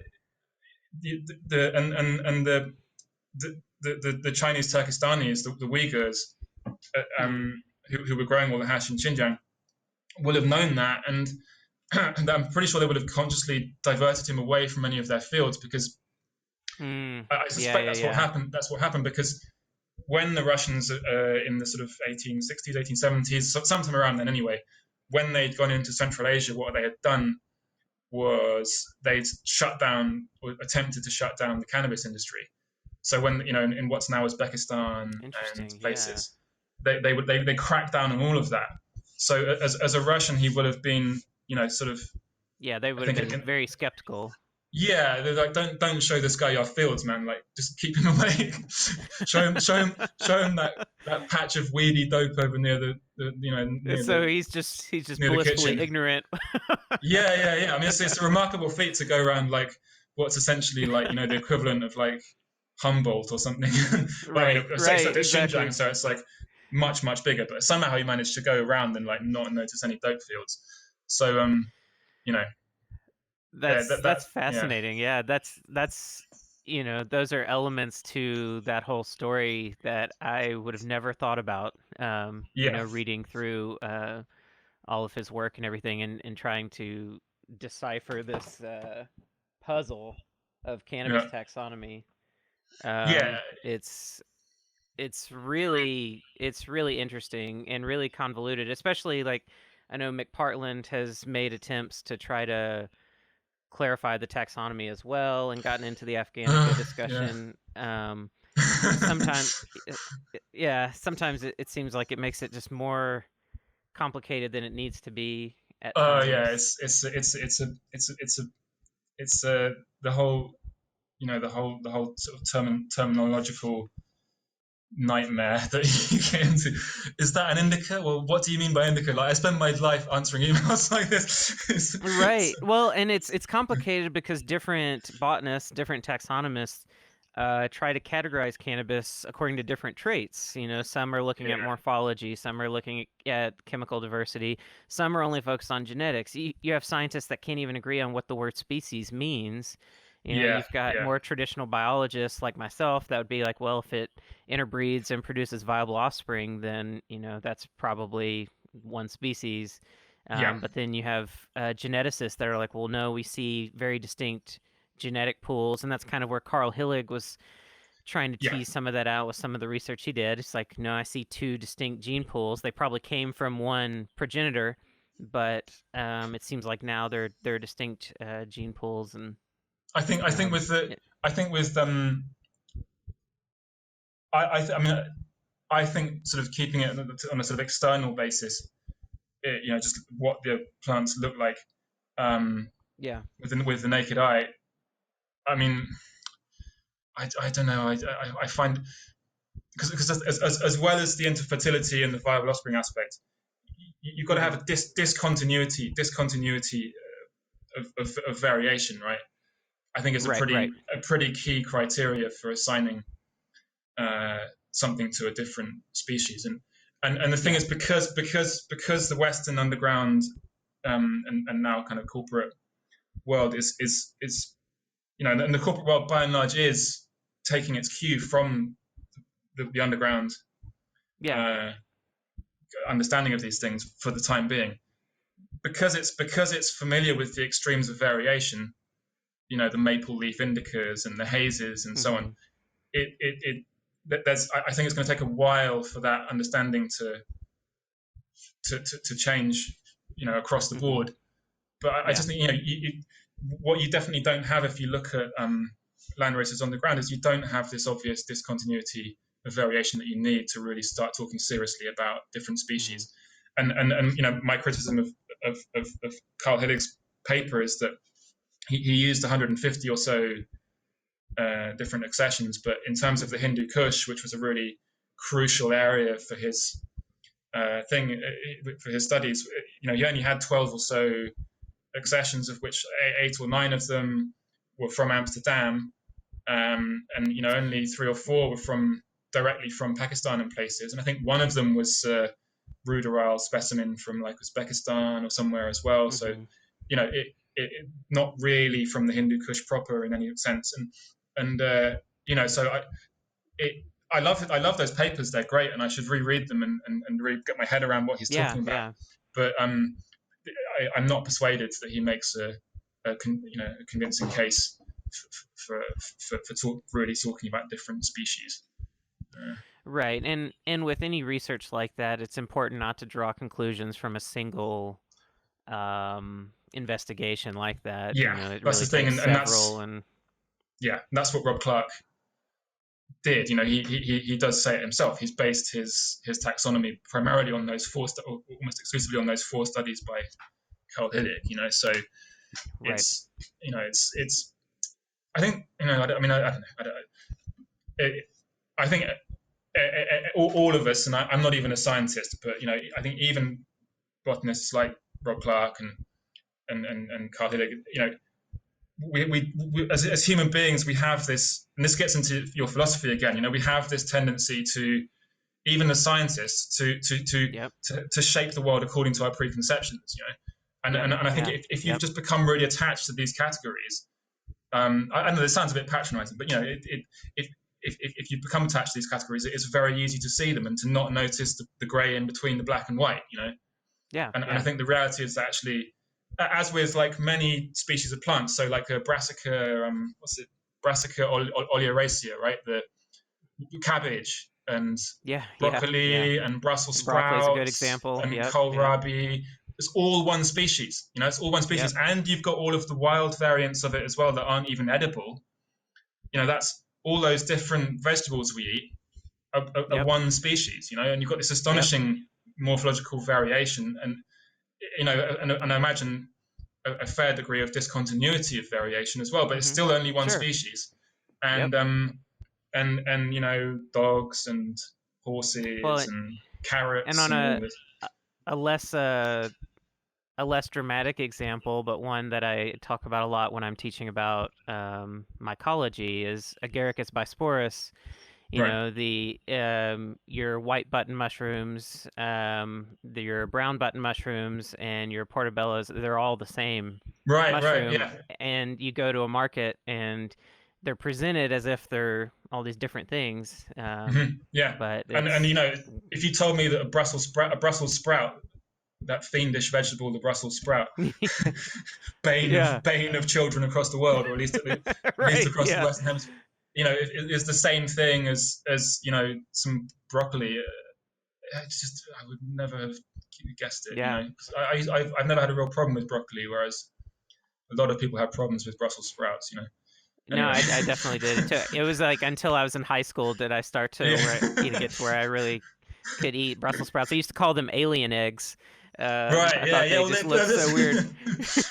yeah. I mean, yeah. Anyway, and then I mean, um, but yeah, I mean, dogs and human beings. I Yeah, mean, yeah, yeah, there's just exactly. astonishing differences between our appearances, and yet Yeah, we're all one species, and right. and that's Yeah, and that's before you even get to humans being sort of consciously involved in breeding. So as with right. dogs, it's Yep. astonishingly different appearances because of people messing around with breeding. But Yeah. Well, and something that's common with cannabis, and you've probably seen this too, is a lot of times when people are thinking about cannabis specifically, they treat it as a unique thing, and a lot of times seem to be trying to recreate the wheel, or um, I don't know, just kind of perceiving it as its own thing versus all other, botanical science yeah, or whatever. And yeah, I think it'll just take a little while for that to breed out. And then our brains have a tricky thing where we always want to oversimplify things too, yeah, and that causes problems when we're trying to build these kinds of categorical models and everything. And you've got your biases, like you mentioned. You've got the fact that we're trying to oversimplify things, and that we tend to view cannabis as this novel thing yeah, in our lives. And it just all comes together to create quite a mess to wade through. yeah. I mean, there's some. Uh, I was oh, hang on, my headphones just died. Nope. Sorry, I've got a problem with my headphones. Yeah, Oh, no okay. worries. Um, so yeah, yeah, I mean, there's actually like my understanding is there are in plants with compound leaves, Hmm. because a lot of the species thing really comes down to this sort of fixation we have with the leaf shape with cannabis. That Right. a lot of the weight is put on this one particular thing about leaf shape, but actually with like my understanding is when a botanist looks at it, it's actually fairly straightforward that generally speaking, or very often, plants with compound leaves like cannabis, you tend to just have this quite simple picture, which is that the domesticates tend to have larger leaves and larger Hmm. sort of longer and broader leaves, and then the wild variants very often will tend to have smaller leaves. Like alfalfa does this, and carrots do Hmm. this, and actually like we've sort of the countercultural underground taxonomy has kind of basically misconstrued the significance of leaf shape and leaf size. You know, Hmm. so it's bringing these preconceptions to to it that actually aren't borne out by the science. Anyway. Right. Yeah. And then confounding, looking at leaf structure or growth habit with the chemical profile that plant's going to have, and thus the effects it's going to have. That gets grossly oversimplified, and that's Oh, a absolutely, result. yeah, Yeah, that's like the other side of the indica sativa thing. You have the taxonomical debate, but then you have this other debate, around yeah. indica sativa, around what can you predict regarding chemistry and effects and all of that. It's And I think a lot of it has been again we were talking earlier about this sort of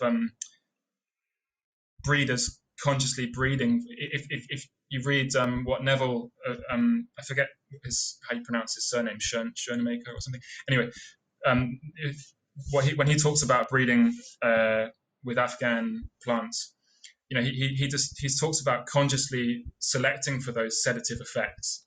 So when he was right. breeding for the fat leaves, broad leaves, and the sedative effects, but actually by implication, what he was saying is that Afghan plants didn't necessarily have that kind of sedative effect that we associate with the stereotypical indica. And certainly when I go to Pakistan places and I'm smoking Afghan hashish, yes, you do get very sedative hash sometimes, but by no means the only type of effect that you get from it.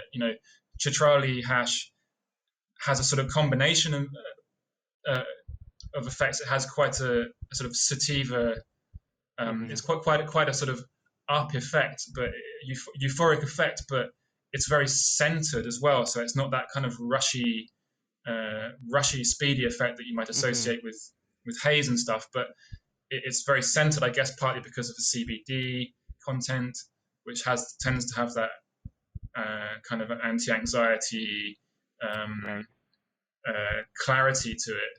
But then, it maybe has a kind of calming effect, but it doesn't put you to sleep by any means, And as far as I'm aware, like reading about the history of these things and reading what people who lived in Afghanistan for many years say, and talking to people there, it's not an effect that Afghans and Pakistanis particularly look for in hashish. By and large, people talk about a kind of a dreamy effect and a kind of luxurious effect, or they're looking for the sort of spiritual, in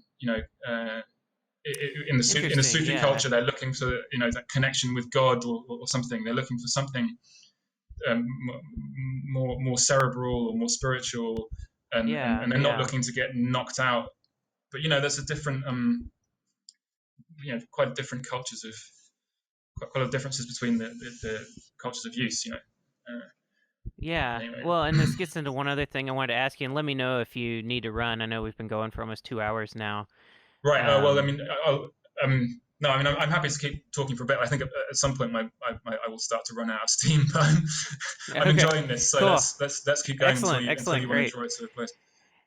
Well, one thing I wanted to ask you about is how so this distinction between cannabis that's meant to be smoked as flower versus cannabis that's meant to be processed into hashish.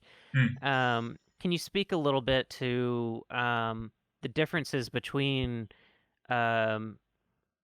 how those different types of plants are traditionally thought of, I guess? Because out here in the United States, at least, with the emergence of all of these different extraction techniques, the way people think about cannabis extracts is a lot different than how people, I think about hashish traditionally. It's just kind of become a totally different thing. And I've seen on some of your posts on Instagram and in some of the discussion we've had here, you've talked about how different cultures conceptualize those uses differently. And so I just kind of wanted to spin off into that a little bit. Sure. I mean, in Afghanistan, the plants would be used one of two ways, primarily to make hashish, but also as bhang, meaning in that context, meaning the plant for eating and preparing into condiments or confections and sweets, candy and drinks and stuff. So that's the two. You eat it, drink it, or you smoke it. And then as you progress down through the Punjab into what we think of as India, modern political India, you get into an area where you have a lot of bhang use in the Punjab. Traditionally, you don't have any hash production there. You're well within the monsoon, really serious monsoon area. So hash production you get up in the mountains in the Himalayas, but down in the Punjab historically has primarily been just eating and drinking. The production, that is, but it's only once you get into sort of more into the really North India that you get ganja plants intended for smoking. And I mean, there's no question that they're fundamentally very different cultivars in the loose sense. Uh, so morphologically they're quite different. The bang plants from the Punjab look well, the wild ones look very obviously weedy. The cultivated ones, I think, Gotcha. tend to look a lot more like the Himalayan multi-purpose kind of fiber seed and resin plants. So that's that. Having said that, I think if you go way east into Thailand and Laos, it can be quite difficult to differentiate the hemp land races they have there from the ganja land races, even though they're when I say differentiate, I just mean by a superficial appearance.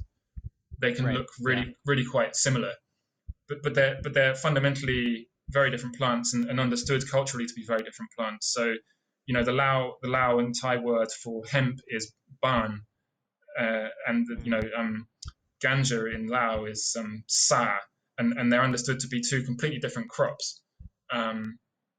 So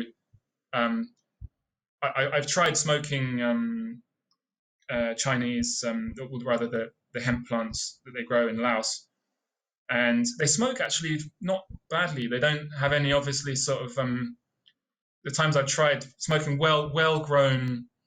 I'm talking about well grown hemp flowers, which were intended to be used to put into food and stuff. So they'd been grown as if you were growing sensimilla. They had only very very large seeds, right?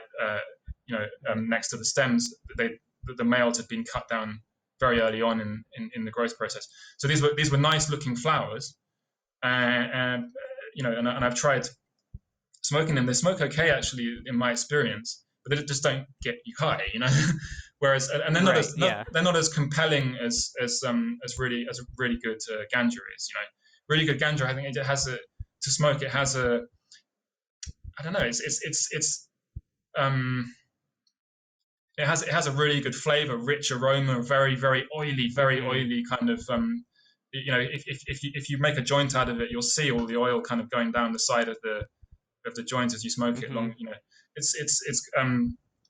It's clearly been selected for its desirability as something to smoke. The flavor wise, there shouldn't be anyway any obnoxious, acrid, or obviously sort of acrid or undesirable qualities. Whereas if you try smoking, I never actually have, to be honest, tried smoking Hindu Kush land races as bud. I should have a go and see what it's like, but anyway, dried out. It's very obviously not as compelling as proper ganja land races are once they're cured and ready for smoking. And the same goes for bang. The same goes for weedy populations in places like Punjab. It's all down to selection, all down to people choosing what they like.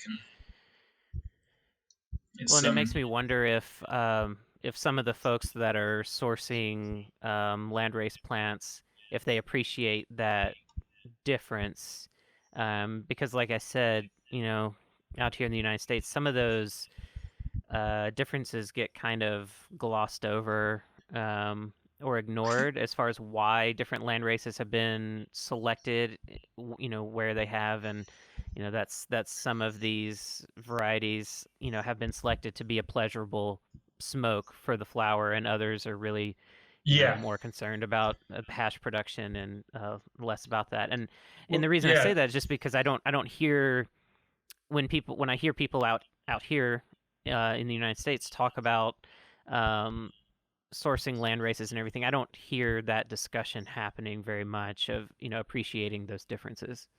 Yeah, I mean, there's no question that's one of the problematic things I've seen. One is the most problematic is people collecting these things who either don't know the difference between a real landrace and a modern hybrid, or some crossing of the two, or who are being somewhat dishonest in what they're doing and presenting obviously mongrelized plants as if they were as if they were the real thing. But yeah, also, I mean, the thing is, basically, I think as long as, generally speaking, it's great that people are starting to bring lots of landrace seed over to the States, and including the weedy plants, because there's a very good chance that this ruderal stuff will be the most useful in the long term, given what we're likely to face in the not too distant future in terms of climate change, and already are facing in some huge areas of the States are already suffering severe desertification whether stuff. Whether they admit it or not. So actually the more the merrier in terms of what people bring over. But yeah, I mean, there is it is a bit of a problem that there's not such a good grasp of the cultural differences and between ganja culture and hash culture. And with plants that people complain about, like Afghani number one, the complain about having these kind of dysphoric highs and stuff, and or not particularly exciting highs. I think that probably is due to people breeding plants that were originally intended for use as hashish, breeding them as sinsemilla plants, which I think it doesn't take long to change one into the other, but it can bring along some undesirable traits, particularly with those broad leafleted types, because I think that it may well be, maybe there's some truth in what Vavilov thought, and maybe it is some of that what he called that obovate leaf shape, like egg-shaped leaves. Maybe that is a trait that was sort of quite close to. Maybe those populations were quite feral, and it could be that that's a characteristic that's passed on from wild populations, and that kind of thing. But I'm not sure. Well, and spinning off of this conversation about how people that are sourcing landrace strain seeds and everything may have some misconceptions or lack of understanding of some of these nuanced differences. What would you recommend to cultivators that are wanting to start to interact with landrace strains? What would you recommend to them as far as evaluating potential strains that they want to incorporate, evaluating the quality of seed providers, not just for yourself, but other landrace strain seed providers that are out there? What would you recommend to cultivators to evaluate the quality of these producers and these genetics? I mean, I want to be really wary of. I mean, I'm very wary of kind of getting drawn into being too specific and naming names and that kind of stuff. But sure. The main problem I see is that in terms of the bigger name seed banks, that are known for working, that use land races to market themselves. Let's put it that way, and are known for working with land races and sort of to some extent using the mystique of land races as sort of marketing. Most of them are. In some cases, I think all of their strains have crossed them with modern hybrids. So they're not pure land races. So that's the main thing I'd say to look out for, because the main thing I see is that people say, oh, I'm growing this Acapulco Gold, or I'm growing this Panama Red. Right. And they're not actually growing the real thing. They're growing something that's been hybridized with, Northern Lights or whatever. So that's probably the biggest and most irritating thing from my perspective. And then the other thing I would say to be wary of is, a lot of the Instagram groups, particularly the ones associated with India. At least last time I looked, and I don't pay a huge amount of attention, but last time I looked was certainly presenting some of what they'd collected as being authentic Indian land races, and in fact they were very obviously not, and they clearly. They may have. I mean, I think they were things that have been collected in tropical India, but that had clearly been crossed at some point in the past with modern hybrids. And another thing you see, I mean, at the most ridiculous extreme is you see someone saying, "Oh, I collected this amazing strain. It's from Bengal and it's called Mango Kush or whatever." And it's like, come on, man. Like, Bengal probably gets more rain than anywhere in the planet practically, and definitely not getting any Kush strains there. It's quite a long way away from the Hindu Kush. So that's the most silly thing. But in terms of once they start, once you've actually got your hands on some authentic landrace seeds, I would say the first thing that I really think people need to exercise a little bit of self-discipline with is to not just straight away cross it with something else. Yeah. First, make some more seeds with it, even if it's with a relatively small population. Just at least keep the strain in its pure form before you start hybridizing everything, because there's a misconception, I think, amongst many people who are getting into growing, which is that hybridizing things creates more variety. Now it creates more it creates more excitement, so there's no question of that, because you start getting some really crazy things when you start crossing very different populations. But it's actually the opposite of biodiversity. It's creating homogeneity and that's problematic. And 20 years from now, anyone who actually listens to what I've said will, I think, thank me, because people who've kept these things in their pure form from back in the 70s are very much a minority, but they have their hands on something very, very special. If you still have real Thai genetics from the 1970s, man, I envy you. Whereas people who've just gone and crossed everything with everything, they're facing what people are increasingly complaining about in the States these days, which is this homogenous kind of gloop of things with different names. And so keep things pure. Inbreed the landrace for as long as you can, and the more you do it, the more you'll be glad you did. Particularly if you start with something good, So, if I was in this position, and I'm not, because I'm not in one place for long enough, and I'm not in places, that it's easy to do these things without getting on the wrong side of the law, and it's something I try and avoid doing. But if I was, I would be working with things in their pure form. I'd get my hand on a really good tropical sativa, inverted commas, something Thai, something Congolese, or Lao or whatever, and I'd be working with that in its pure form, because that then you'd have some real gold, and similarly, same goes for Afghan plants.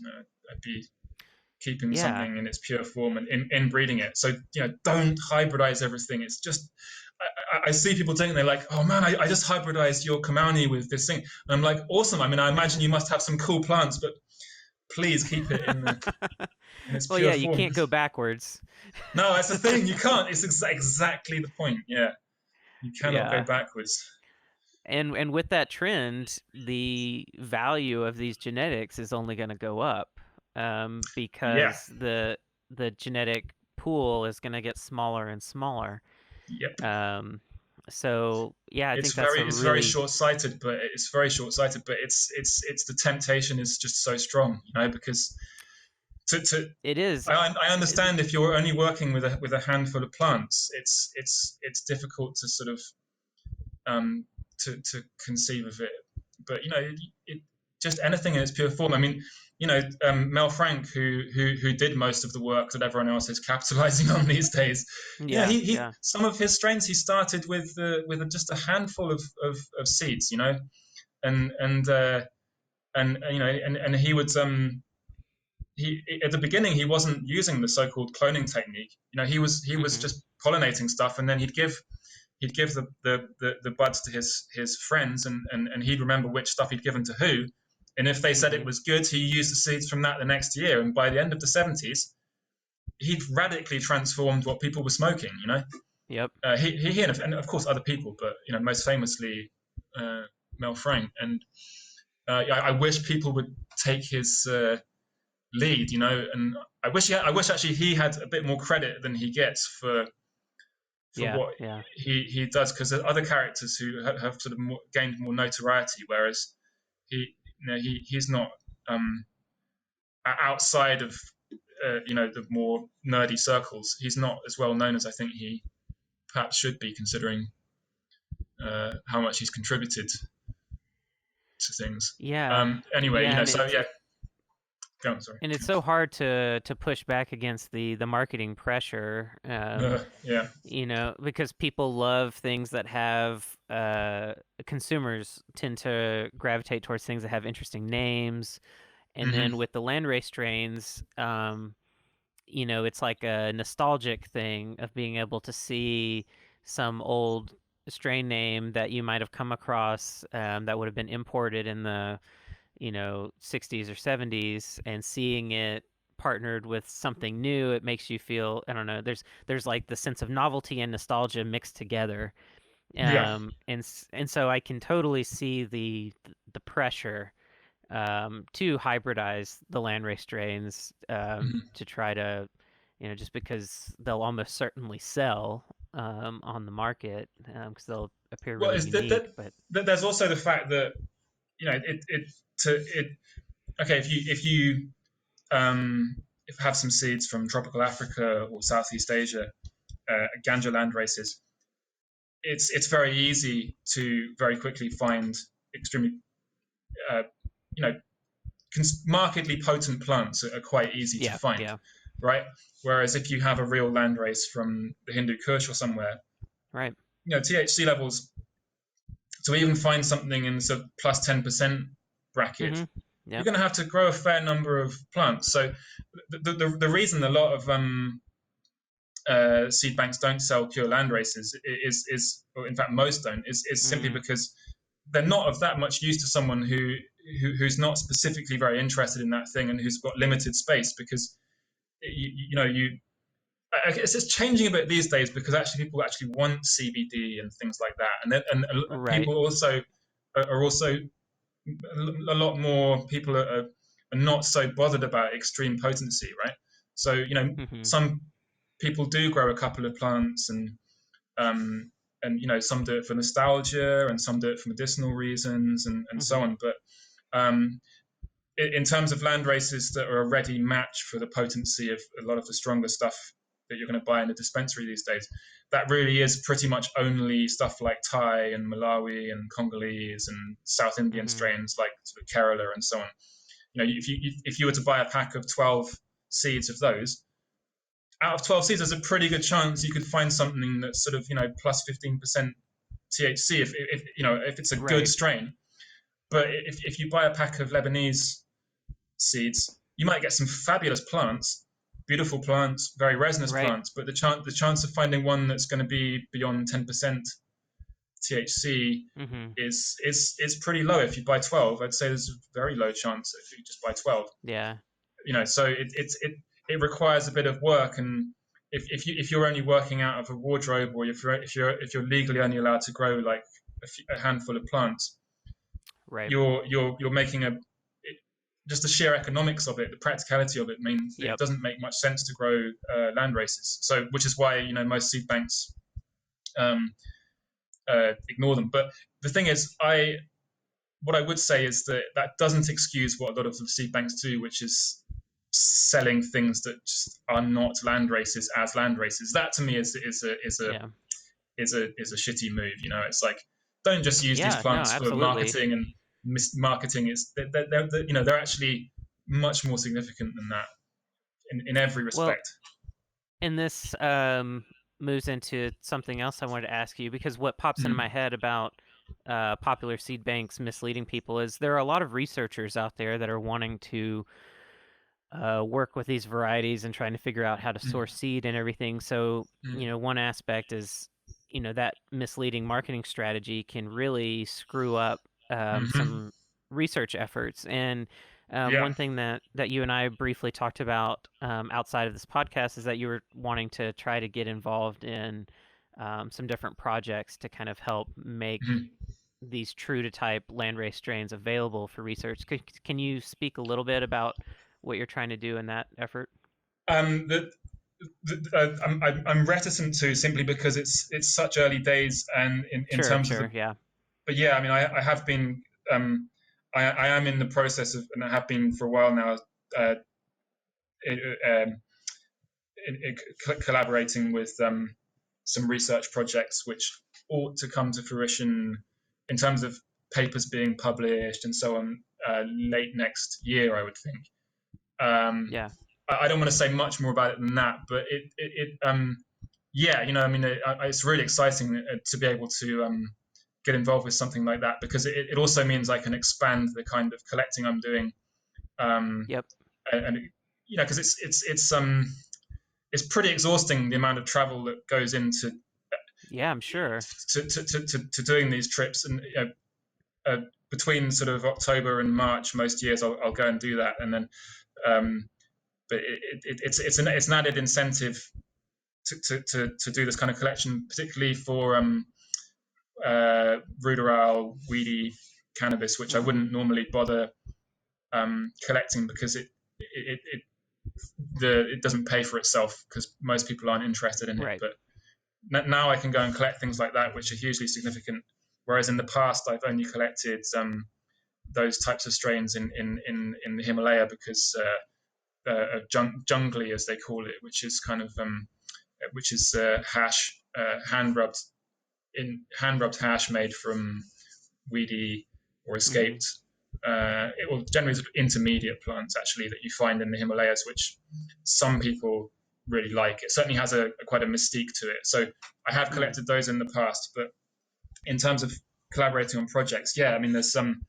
If anyone out there is interested, I'm very much up for getting as many seeds as I can to people who've got the facilities to store these things long term, and also keep them going, long term. Because at the minute I'm operating out of a fridge, essentially, a couple of fridges. That's my that's what I'm doing. Dehumidifiers and bags of silica gel, and I don't have the facilities to keep these things long term. What I've always the principle I've always operated on up till now is that I'm going to keep doing this as long as people are interested, and until such time as I eventually finish this bloody book that I keep talking about. So, which is probably never, but I understand that game too. Yep. Yeah. So, well, you finished one though. You've entered a different league to me. You're published. I'm still talking about it. I don't Anyway. I don't feel like it's finished. I feel like what I put out was the first draft. Oh, okay. Well, and it's gonna be going through revisions, but I totally understand your pain.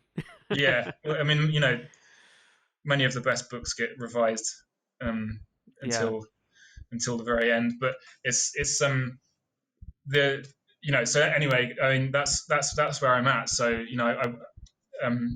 if anyone wants to get in touch who's serious about the preservation and research aspects of land races, I'm if they can get the licenses, or if there's somewhere where you don't need licenses, because many places you don't need licenses to import cannabis seed, bring it on, because my anxiety, my constant anxiety is the fact that, as I say, I've just got a couple of fridges full of seeds, and it's all it takes is a power cart or something, and the whole lot is gone. Is at risk. And so but at the minute I know places I can go to that have the real thing, as far as I can tell, and I'm very, very confident are the real thing, and so what I've been doing is just going back to these places again and again, and getting more of the same thing. But just to finish that thought, I mean, there's places I've been to where, like in Northeast India, where I've gone 1 year, and we've gone a few times, like Manipur, would have a really interesting ganja culture, very strong land races, and things are still pretty pure, and I've gone 1 year and I've met people and I've met farmers and I've got fantastic plants. And then I thought, well, blasé kind of thought, well, I'll go back there in a couple of years. So I've sold all the Yeah. seeds, Yeah. kept just a handful, and then suddenly discovered that I've gone back there another year, and they've had a huge eradication program all around the valley, Oh man. and Yeah. and and it's been really difficult to find anyone, and people who I knew have stopped growing, or they're Yeah. paranoid about doing the thing, so these things are very tenuous, so um, Yeah. it's now or never, basically.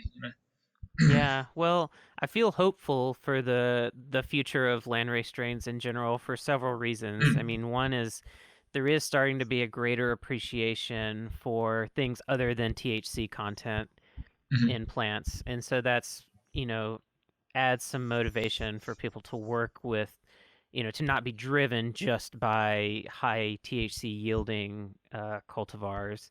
Mhm. Um, and as cannabis laws start to change around the world, there will be more incentive, going way back to what we were saying earlier about the government's role in um, engaging in these efforts to preserve the biodiversity and everything. I think we'll see more universities, government-sponsored schools and research initiatives and things that are um, going to take this more seriously and that have those resources that already are working with seed banks, for all sorts of other plants that can integrate cannabis into those models.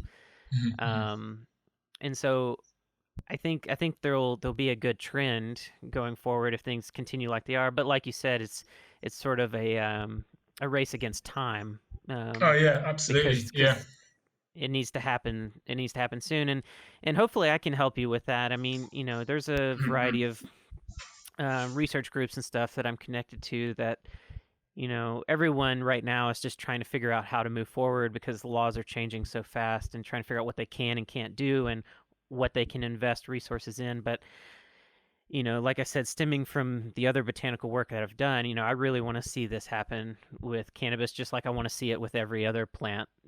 That Mm. we need to be protecting biodiversity for many reasons. Like Yep. you mentioned, you know, things are changing, climate's changing. Um, we need crops that are drought resistant and that are resistant to pests and that sort of thing, especially as monocrop farming continues and the application of pesticides and things continues, and you get these pests that become very adapted to pest controls. Having inherent defenses in the plants is very important. And then also, we just have no idea what we're going to discover in these varieties of plants because we don't necessarily have the perspective right now to understand how to value all of these other characteristics and the chemical diversities of these plants and who knows what else that can be Yeah. hiding in that genetic diversity that we just can't see right now, so we just don't have that perspective. Yeah. And and So and I think there's a long way to go in terms of just breeding really advanced industrial crops. mhm. With cannabis, and the way most people, including commercial operations, are growing these days is hugely inefficient. It's a Yeah, yeah, long way from where it's going to be 20 years from now, um, yep, in terms of the sort of yield you can get per square meter.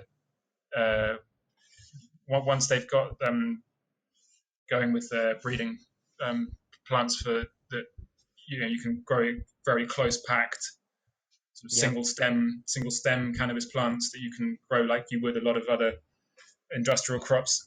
The yields people are going to get are going to be vastly greater than what people are doing now. You see these fields of massively branched, Oh big yeah, big round trees. round big trees with Yeah. several several meters of space around them, just Mhm. empty space, and everywhere there's empty space, and so yeah, I mean whoever gets on the case with breeding proper industrial cannabis crops now is going to be, way ahead of the game. Yeah, and Pretty finding soon. But I mean, these yeah. Sorry. finding these regionally adapted landrace strains, I think, we sort of talked about it, but I want to make sure we explicitly state it that for cultivators that are wanting to reduce the amount of energy required to cultivate these plants, it becomes really important to find plants that are already adapted to the type of ecoregion that you're in, Yeah. even if you're not in the same country or continent. Yeah. That becomes very important, trying to find something that's Yeah. appropriate for the environment. If you're in a very arid environment like we are here in so I'm in southern Oregon, so it's more humid here than it is in, I mean, it's more arid here than it is in northern Oregon. Right. So it's more like Northern California. Yeah. You want a different type of cultivar than if you're in a more humid area. Hmm. And then elevation differences and everything, play into that as well. And so, yeah, I Yeah. think I think there's a good path forward for landrace strains once people can figure out how to value all of those components. And that's where, a conversation like we're having right now, I think is important for people to hear so that they can maybe start to think about these things and broaden their perspectives about these plants. Sure. I mean, and just I mean, what I get in terms of feedback from people, even doing the type of thing that I've just been disparaging, like which is finding one good specimen of a landrace and crossing it with a modern hybrid. Even Mm-hmm. what you can get from just doing that, um, people have been amazed about the ability of those crosses to withstand drought conditions. So people have gone Yeah. away and not watered their plants and come back and everything's been dead apart from this one landrace Yep. cross that's merrily sitting there with its leaves looking all happy, and Yep. just it's had gone for days without any water. So things like kind of Syrian, Lebanese, and Egyptian land Yeah. races, which have been grown in appalling conditions in some cases, particularly as prohibition has become more severe. They've moved into more and more Yeah. unsuitable environments, and ironically, that's actually resulted in plants that are very well adapted to the kind of extremes that we're going to be dealing with climate change. And the other thing you were mentioning reminded me that what happens when you take these modern hybrids, particularly the indica dominant types, inverted commas, to places like Cambodia and the Mm-hmm. tropics. They do not perform well at all. We really don't have much in. I mean, there are the haze and things which I imagine would do pretty well in, and crosses with Thai, like kind of Thai types crossed with skunk and stuff that do perform quite well in the tropics. But we don't really have any sort of it's early days in terms of breeding plants that are going to deal with the type of humidity and Yeah. rainfall levels and diseases that you get in the tropics.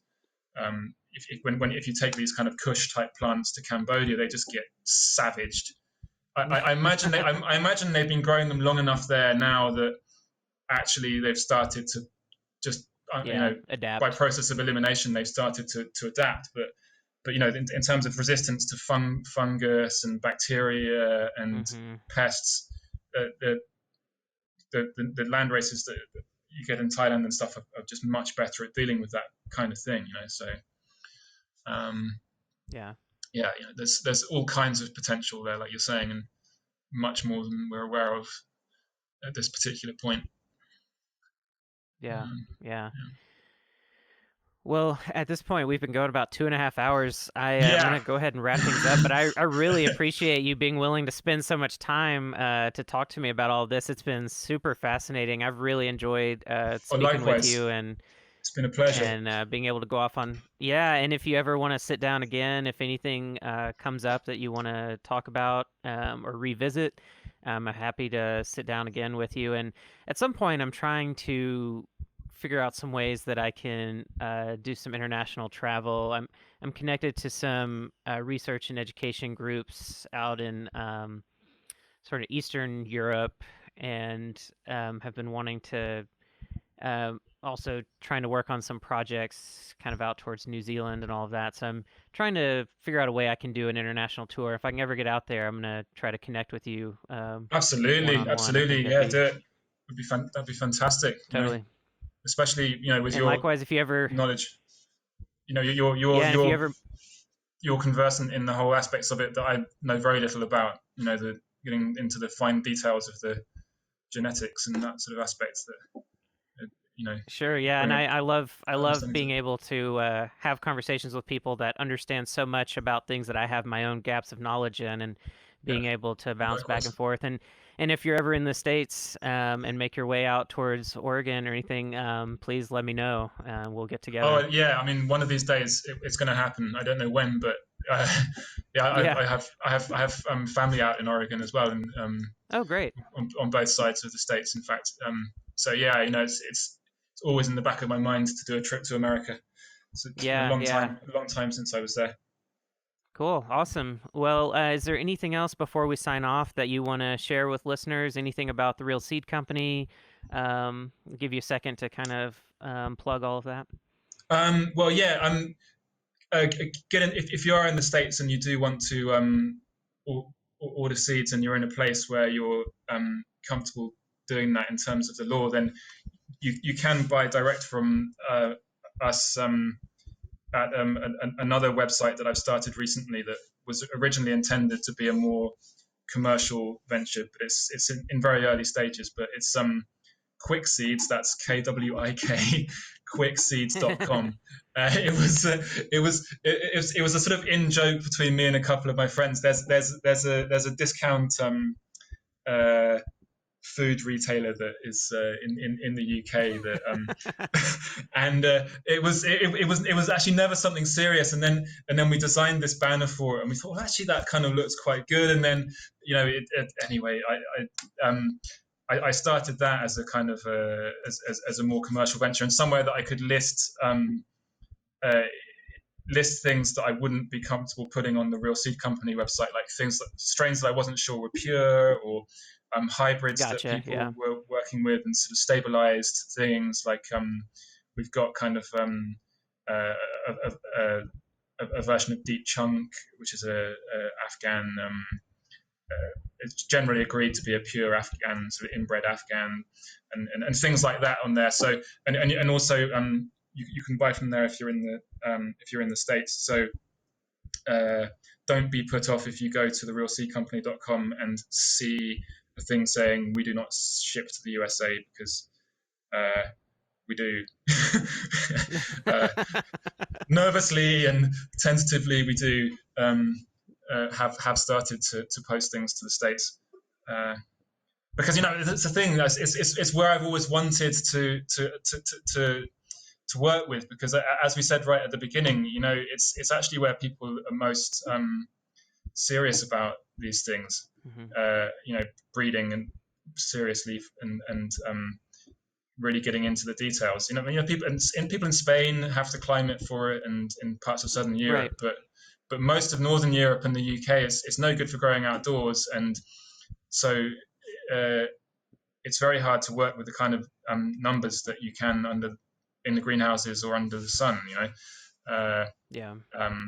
anyway, I'm rambling, but that was Yeah, yeah, definitely. Well, if in whenever you do make it out here, we'll make sure to try to do some tours of a lot of yeah. these different farms and everything, so you can um, yeah, have a chance to really connect with some of these cultivators. Probably some of them that may even end up working with some of your seed. That would be amazing. That'd Yeah, be really fascinating to see.